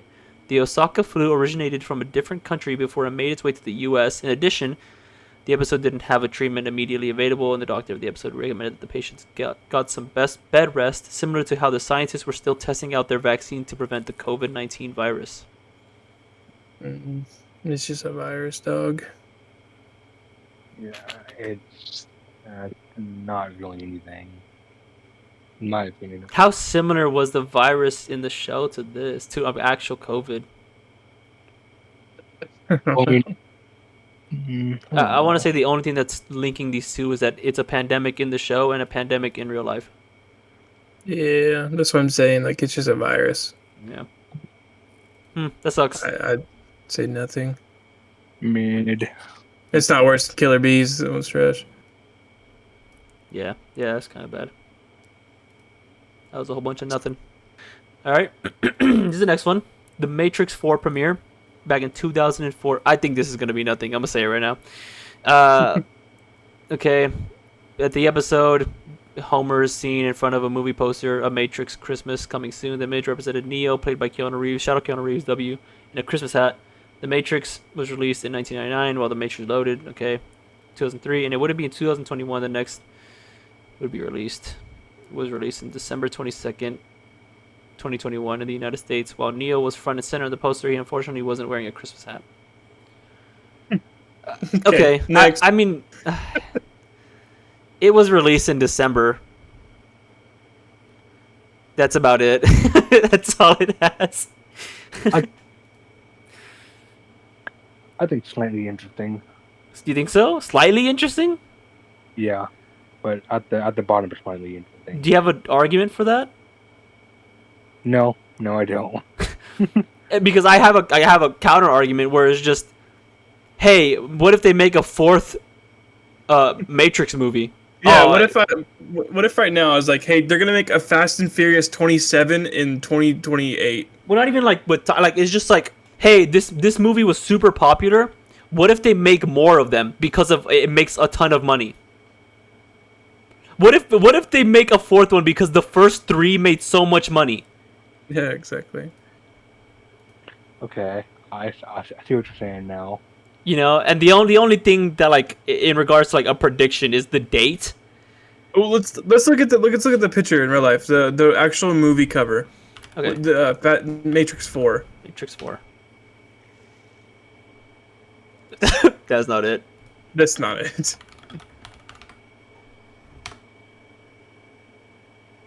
That's Oh, not it, right? This is it. This is it. Is that it? No. Go This to is it. images. Oh wait, go back to the picture. Okay, so it has multiple people in the thing. Return to the source. Christmas. Hey, I mean, Well, I mean, it does say Christmas on it it. does say Christmas. Yeah, it's pretty cool actually, but I mean, What is he Doesn't have doing the on people in this? the back. No, he's not doing that. I mean, it's the same like. I mean, he's facing the same way and stuff. Man, this is pretty. I'd say mid. Just because of that. but Yeah. I feel like that had nothing to do with it. I just think it's kind of cool. This is better than that. This is okay. Yeah, that is pretty cool. Here's the next one. FIFA corruption scandal.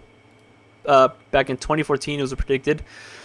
It follows Homer as he becomes a referee in the World Cup and is approached by gangsters to fix results. The first prediction the episode got right was relatively harmless, with the episode featuring Germany emerging from the tournament as victors. Okay, which they went on to do, defeating Argentina 1-0. A less innocent. What was the score on this? That would be kind of nuts. Yeah, to predict the exact game, like the exact 2 people playing against each other, and the exact score is already pretty nuts. If that's true.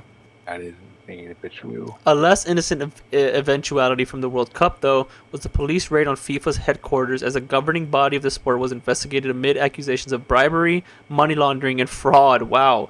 You don't have time to live like a referee, sees Homer land the job as a ref because FIFA struggles to overcome a referee shortage brought on by a corruption scandal. This one has potential. Okay. It doesn't have years though. Like dates. Yeah. You think it'd be just 2014? For the FIFA? For that FIFA Cup? Yeah. I don't know. I don't feel like going through all the FIFA Cups. Yeah, you wouldn't know which game it was either. Let's just say we believe this. I want to give it benefit of the doubt and say mid. I want to say like right here.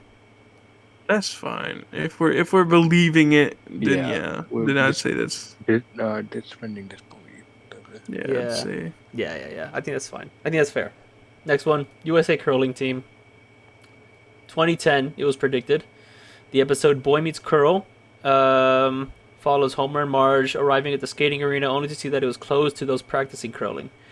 They tried their hand at curling and eventually joined the U.S. curling mixed doubles team during the Winter Olympics. During the episode, the U.S. team won a gold medal and defeated Sweden. Hold on. In 2018, the U.S. Olympic curling team, I didn't give a date, Olympic curling team, led by Josh Schuster, won their first gold medal for curling. The U.S. team also beat Sweden in the 2018 Olympics with a score of 10-7. The clear prediction is one of the Simpsons' best bets about sports, with many fans immediately. Okay. What do we think? I don't know. It doesn't show the score. Yeah, It doesn't have score. dates and it doesn't have I think score. this is more just coincidental that the 2 teams played each other and U.S. happened to win. Yeah, and it was 8 years later. It's not like if they would have like I said many times, if they would have been like, hey, in 2018 the U.S. beats freaking Sweden by 3 points, but there's just no dates, no points, no nothing. It's just that they won. I don't know. If it I would mean, have said, eventually the U.S. is gonna win, right? if it would have said in 2018, the team led by Josh Shuster. In 2001, never mind. I don't know. This is nothing. This is Yeah, nothing. I think this is nothing. It took 8 years for them to win. That's it. Yeah. Next, Tom Hanks endorses the U.S. Thanks, Tom Hanks.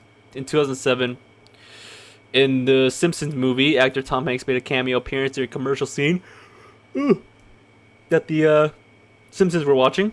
During the commercial, father took his two children to see the Grand Canyon, and Tom Hanks pushed them off. Oh, shit. But his daughter was unimpressed by the landmark and requested for there to be a new Grand Canyon. Next, Hanks enters the scene, stating the U.S. government lost its credibility, so it's borrowing some of mine. Amen, brother. In 2022, 1 year after President Joe Biden's presidency, Hanks appeared in the commercial stating the Americans' determination as they endured economic hardships caused by the COVID-19 pandemic. The video focused on America's theme of rebuilding its economy, oh my gosh, and highlighting the successes of Biden's administration so far. So Tom Hanks is a big Joe Biden guy, huh? I guess. I don't even remember that commercial. I've never seen that, but shout out to I've Tom never Hanks, I seen a guess. commercial. That's cool. Loser. Okay. What do we think? I don't know, dude. This one's kind of funny though. I'd put it like slightly interesting. I would, yeah. I think I would put it. I mean, in the show, he's doing it because, like, there's the American people are kind of like losing credit, or kind of losing confidence in the in the U.S. government, and then he comes out to be like, "Hey guys, it's all good because Joe Biden is doing good, guys. Don't lose." I can see Joe Biden like, oh, people are dying because of COVID, and they're looking to me. What do we do? Call Tom Hanks. Oh, let's get Tom Hanks on a commercial. He'll fix everything. I think it's slightly interesting. Yeah, I'd say slightly. It's kind of funny, like goofy. I think this was another nothing, but here's the next one. America wins the gold medal in curling. What a shocker! Is this just another? Okay. Next, it's it's just the the same same thing, dude. Okay, well, 2010, it was predicted.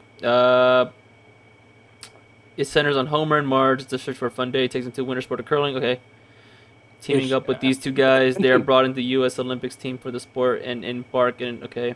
While the episode was released in conjunction with the 2010 Winter Olympics in Canada, it would be 8 years later. It's the same thing. Yeah, I said the same thing. It's just like, yeah, I think the U.S. will win one day. No, it's like literally the same one from the. It's the same one. They beat Sweden. Yeah. Okay. Oh yeah, 8 years later. Okay. It's Cool. literally the same. All right, cool. Cool. What about you? Because Nothing. 44 was an uneven number. He had to make it 45. Yeah. Okay. Here's the next one. Donut-shaped universe. Oh, this one might be interesting. Please. What is it? Okay. Homer is humiliated as the city sees her inducted into Springfield's Mensa Society, which then goes on to rule Springfield when Mayor Quimby flees. As the situation escalates, Stephen Hawking arrives to... Oh, that didn't age well. Arrives to see what the Mensa Society has done after he came back from that peculiar island. I thought you were being for real, dude. Oh, that is not age well. I had to read it real quick. I did not... Declaring his disapproval of their actions before going to Moe's Tavern to share a drink with Homer. While at the bar, Hawkins compliments Homer on his theory of a donut-shaped universe, saying the idea is intriguing before mentioning he may steal it for himself. Interestingly, there has been a theory of a donut, or rather a torus-shaped universe since the 1980s. Yeah, true. However, it has only risen to popularity in the early 2000s, meaning Homer may have inspired a new... Oh my gosh. This is nothing. This is nothing. Yeah, Do we all agree? Conspiracy. Yeah, nothing. This one might be interesting. Next one. Trump presidency. Predicted back in 2000. I want to say, I read somewhere, I'm pretty sure this is fake. Huh? I'm pretty sure I've read somewhere that it was like supposed to be fake or something like that. What's supposed to be fake? This scene. Look it up. Try to. I don't know. I could be wrong. I mean, they even marked the episode, so maybe I'm just dummy brain. Anyways, episode Bart to the Future premiered in 2000. Bart Simpson saw his and his sister's future. The leader of the country was Lisa Simpson. Lisa mentioned that the United States was tasked with fixing the economy after former Donald Trump's presidency. Not only was Trump elected in 2016, but one scene from the show looked as if it was almost replicated in real life. In the same episode, a crowd of people watched as Donald Trump descended an escalator. It's a scene that's now among the Simpsons predictions that came true. In reality, President Trump also descended the escalator with First Lady Melania Trump while a group of supporters watched in the background. So Okay. I mean, so are we believing this, or are we trying to debunk it? Because if we're believing this is a good one. But if we're just trying to debunk it, we'd have to like look into it. well, I'm not trying to like debunk any of these. Like if it's Okay. like debunkable, then I like, yeah. But I mean, they have a day. I mean, Okay. they have an episode and everything. So Yeah, if we're just going based off this information, this is I would say I mean, this is super interesting. yeah. This is probably like this is pretty. 16 years is pretty crazy. Yeah. I would say this is pretty big. Probably That is- right there, right? Yeah, I think the what was that FaceTime. one? Was that FaceTime? Yeah, FaceTime was crazy. Yeah, FaceTime is nuts. Got the year and everything. the year. Okay. But this has a year too. I mean, 2016. No, this is saying that he was elected in 2016. That was just saying like just Yeah, a real life but- fact. Yeah, but the episode was Bart to the Future, premiered in 2000. I'm assuming that he went to 2016, or Well, did does it not say? It doesn't say when he went. It just says Okay, that well, they went to then, the yeah, future. okay. Yeah. All right. Okay, then yeah. It is this is a good one though. This is a really good one. So here's the next one. NSA spying on citizens, predicted back in 2000. Well, okay, predicted back in 2007. It's kind of early. I mean, late. Yeah, like I'm pretty sure this has been a big thing for a while. Okay, one of the major news stories of 2013 revolved around Edward Snowden's leaking of information related to the U.S. government spying on its citizens as part of an anti-terror initiative. The breaking story shook Americans to the core, with many feeling as though the government and the NSA had committed an egregious breach of their privacy that was, to many, unthinkable. However, an eerily similar scenario was depicted in the Simpsons movie in 2007. In a scene that now has an air of ominous dread about it, the Simpsons board a train while on the run from the Environmental Protection Agency. As Lisa frets about them being so outspoken about their efforts to warn the world about what is happening in Springfield, Marge says, "Oh, Lisa, it's not like the government is listening to everybody's conversation." Before the scene cuts to the NSA listening to everybody's conversations. It is one of the most uncanny predictions The Simpsons has ever made. Okay, I want to say, for as long as I can remember, and it's not even like a conspiracy. Everybody knows the government spies on us. That's not even like that's a nothing. But for as long as I've been alive, that's been a thing. If I'm just like misremembering, and that rumor only became big because in 2013 Edward Snowden did that, then I think this holds some weight. If this was before even people even thought about that, about the NSA listening in, I think that would make it hold some weight. Like if nobody was like talking about it before 2013, and then he made it like a big rumor and everybody heard about it and it became so like just widespread, then I think it holds weight. But I think some points have to be knocked down just because like again if it wasn't it's predictable. it's just like it's not even like it's a nothing. Everybody knows this. Yeah. But I do want to I'd say slightly. Yeah. At the bottom of slightly is fine with me. Nishan? Yeah. Yeah? Okay. What is it? Oh, the tiger one. Finally, I've been waiting for that one. I think that one. Oh, I remember this. I actually know about this. Okay, cool. I think I know about this too. yeah. This one actually is good. Okay, so here's the next one. Siegfried and Roy tiger attack. Back in 1993, it was predicted. In what? Oh, okay. In Springfield, or How I Learned to Stop Worrying and Love Legalized Gambling, Mr. Burns brings a luxurious and excessive Vegas culture to Springfield by building a casino. A major act to draw crowds is headlined by Gunter and Ernst, who are clear parallels to famous entertainers Siegfried and Roy. During their performance, their trained white tiger suddenly turns on them and mauls them. In a shocking turn of events, in 2003, Roy Horn's live performance with one of their white tigers, Montecore, goes horribly wrong when he's attacked. He survived it. I'm sorry, hold on. I'm rereading it. Roy Horn's live performance with one of their when he's attacked. He survived it but sustained serious injuries that have affected the trajectory of his career. It's a disturbingly accurate and unfortunate prediction that most fans are likely familiar with. So, I actually heard about this from, oh my gosh. It was... Will you look that up in Google and see, like, because I'm pretty sure, like, the picture of him looks exactly like that. Yeah, if I'm thinking of the right one, it does. That's like 1-to-1. What picture of what? We just go to images. I just wanted to see the guy. Okay, never mind. I thought it was like... Well, I was just gonna say, I thought like, he was dressed like that. In Moist Critical's podcast, they actually talk about that. And so from what I understand, the tiger, it didn't just like attack Roy.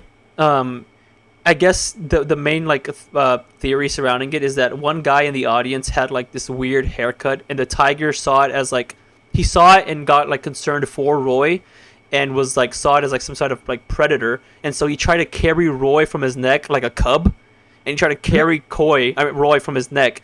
But obviously he's a human. You can't just like, a tiger can't just carry you from your neck with their mouths like that, and it obviously it hurt him. But from what I understand, that's what happened. He didn't just like attack Roy. It's because the tiger was trying to like protect him and carry him like a cub away. Mm. That was a really interesting story, actually. I'm sorry, Nishan, I missed what you said. What'd you say? I said that I remember reading about it, and that story was just I can't believe he survived that. Like, being carried around by a tiger like that. Yeah, I mean, I could totally be wrong, but I'm pretty sure that's how it was. But I mean, yeah, like a tiger like biting their teeth into you. Yeah. It's I'd crazy. be fine though. Yeah, I would eat that, but I don't know. I don't care about this one. I would say it's slightly interesting. Yeah, that's fine. I would say mid. Dude. Yeah. Dude, I don't really care. I'd say like middle of mid. Like right here. I mean, it's just in a tiger attack that happens. I'd bring that more the 20th. And we're here at the last one. I gotta find it. Second to last. Oh, right. This one actually looked kind of cool. Here it is. Okay. This is the second to last one. We're adding another one after this. But Daenerys Targaryen's villainous turn, predicted back in 2017. Game of Thrones banger will forever be remembered as a great fantasy show that went downhill, and gave its fans they're not lying, one of the worst TV finales ever. Facts. One of its most questionable plot points was on The Simpsons before it ever made it on the HBO series in The Simpsons, an episode that parodies Westeros and Game of Thrones in general. A dragon burns down the serpent's village after Homer revived it. This likely reminds most of how Daenerys Targaryen's Drogon burned King's Landing in Game of Thrones, even after the people had already surrendered. It was an infuriating scene for many fans, true, and critics, and it was only about to get worse, true, with Daenerys transforming her arc in it's just a bad ending. Anyways, I think this is not. I don't think this holds any weight. What do you think, Nishan? You saw the show. Yeah, I've never seen it, so it's up to you. I don't think it has much weight to it. Yeah, the only thing here is that a dragon is blowing down or destroying a village. Like, dragons do that. In case you forgot, dragons are that's kind of what they're known for. Have you never seen a dragon before? Like, are you stupid? Yeah, are you actually dumb? Like last week, I saw one burn down another village. That's just what they do. I mean, but I mean, seriously though, like common sense. If you revive a dragon, what is it gonna do?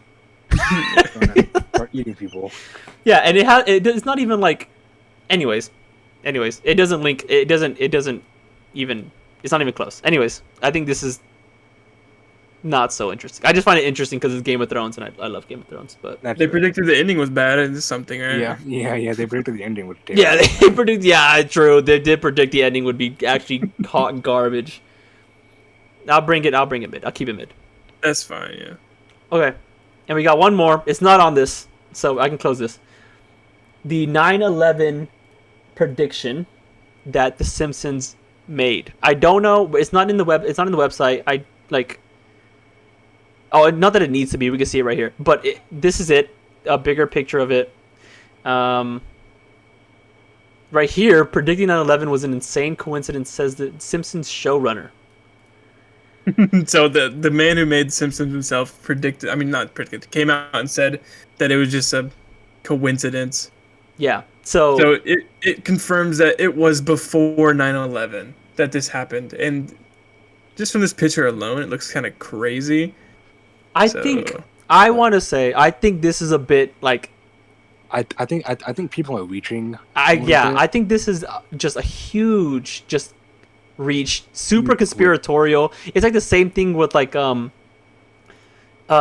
people what is it, with like that monster can where it's like, it's the mark of the beast and these things mean 666. Oh my gosh. Or like even going crazier where like even going crazier with like I don't know how, like, a good reference. The only reference I can make is from The Boys because it was in one of the episodes. In one of the recent episodes, one of this superhero ladies trying to like make this other superhero lady look bad, and so by doing that, she's like, she's evil. She's of the devil, and she like spells out her name, and she's like, oh, that's 6 letters, and then she spells out another piece of her name. She's like, oh, that's 6 letters.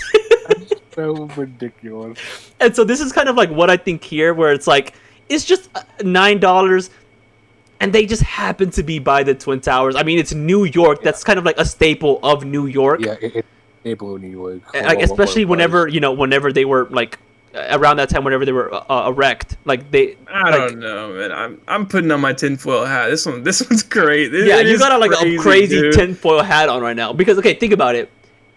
When was this episode? Okay, whatever. Sometimes in the 90s, right? Yeah. The Twin Towers, that's what, like, New York is, like, also, the Statue of Liberty. Yeah, but it's in a lot of pictures. It's, like, it's well known. Like, it's the Twin Towers. Why isn't the Statue of Liberty in this? Why isn't the Empire State Building I'm pretty sure this would be one of them. I think that is not the... Well, I mean, like, it's not even, like, it's not... Well, okay, this magazine is not meant to... Go ahead. It's a cartoon... Exactly. It's just clearly this is supposed to be just a magazine with just a shot on the ground with like the bus. It's not meant to be like an aerial shot. Okay, we're digging too deep into this stupid cartoon magazine. Oh my gosh.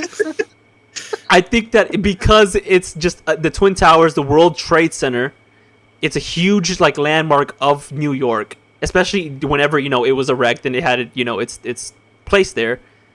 And they just put $9 there because it's just a random thing that a random price. Yeah, I know, but it is just crazy. It's funny. How it lines up. It is a huge coincidence. Yeah. I don't it's fun to like think about it. This is real. It's fun to think about it and be like, maybe they, but that's why I like slightly interesting because I just think it's I like this one. It's just crazy. I mean, obviously I don't believe in it, but it is pretty freaking wild. Outrageous. Yeah, if it was like a tier list just based on like most iconic Simpsons predictions, it would be like 100% the top one. 100%. No question. But I think just because it's a bit too conspiratorial for me, I think I even want to put it in mid. You can do mid because I wouldn't say it's not interesting or boring, but it's definitely not like slightly interesting in a fact where I'm like, oh, that could be true. Like that one's interesting because I think it's real. It's just like I like it. Yeah, it's just a goofy. Not 9/11, but I just like. 9/11 was just goofy. What a silly little thing. Anyway, that wraps it. Yeah. Any final thoughts from any of you guys?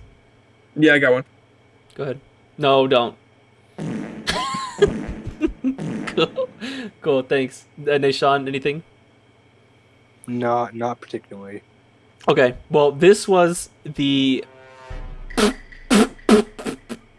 This was the Simpsons predictions tier list, ranking from most interesting to just boring, nothing, bottom of the barrel, just whatever. This is the official list. If anybody tells you otherwise, they're wrong. Yeah. And We know the Simpsons. We know. I made it, actually. We were there. I was there when I put Michelangelo's pants on. I put the 9 in front of the Twin Towers. It was I did it. me. Anyways, Back to Joe Biden. 20. I'm the one that put Trump right there. Okay, wrap it up. All right. Anyways, this is the first of many videos that we will be making. It's mainly just going to be tier list and podcast, I presume. Which is just a fun time. Anyways, thank you, everyone who watches. This is it. Goodbye. Goodbye. Say bye, Zach. Bye, Zach.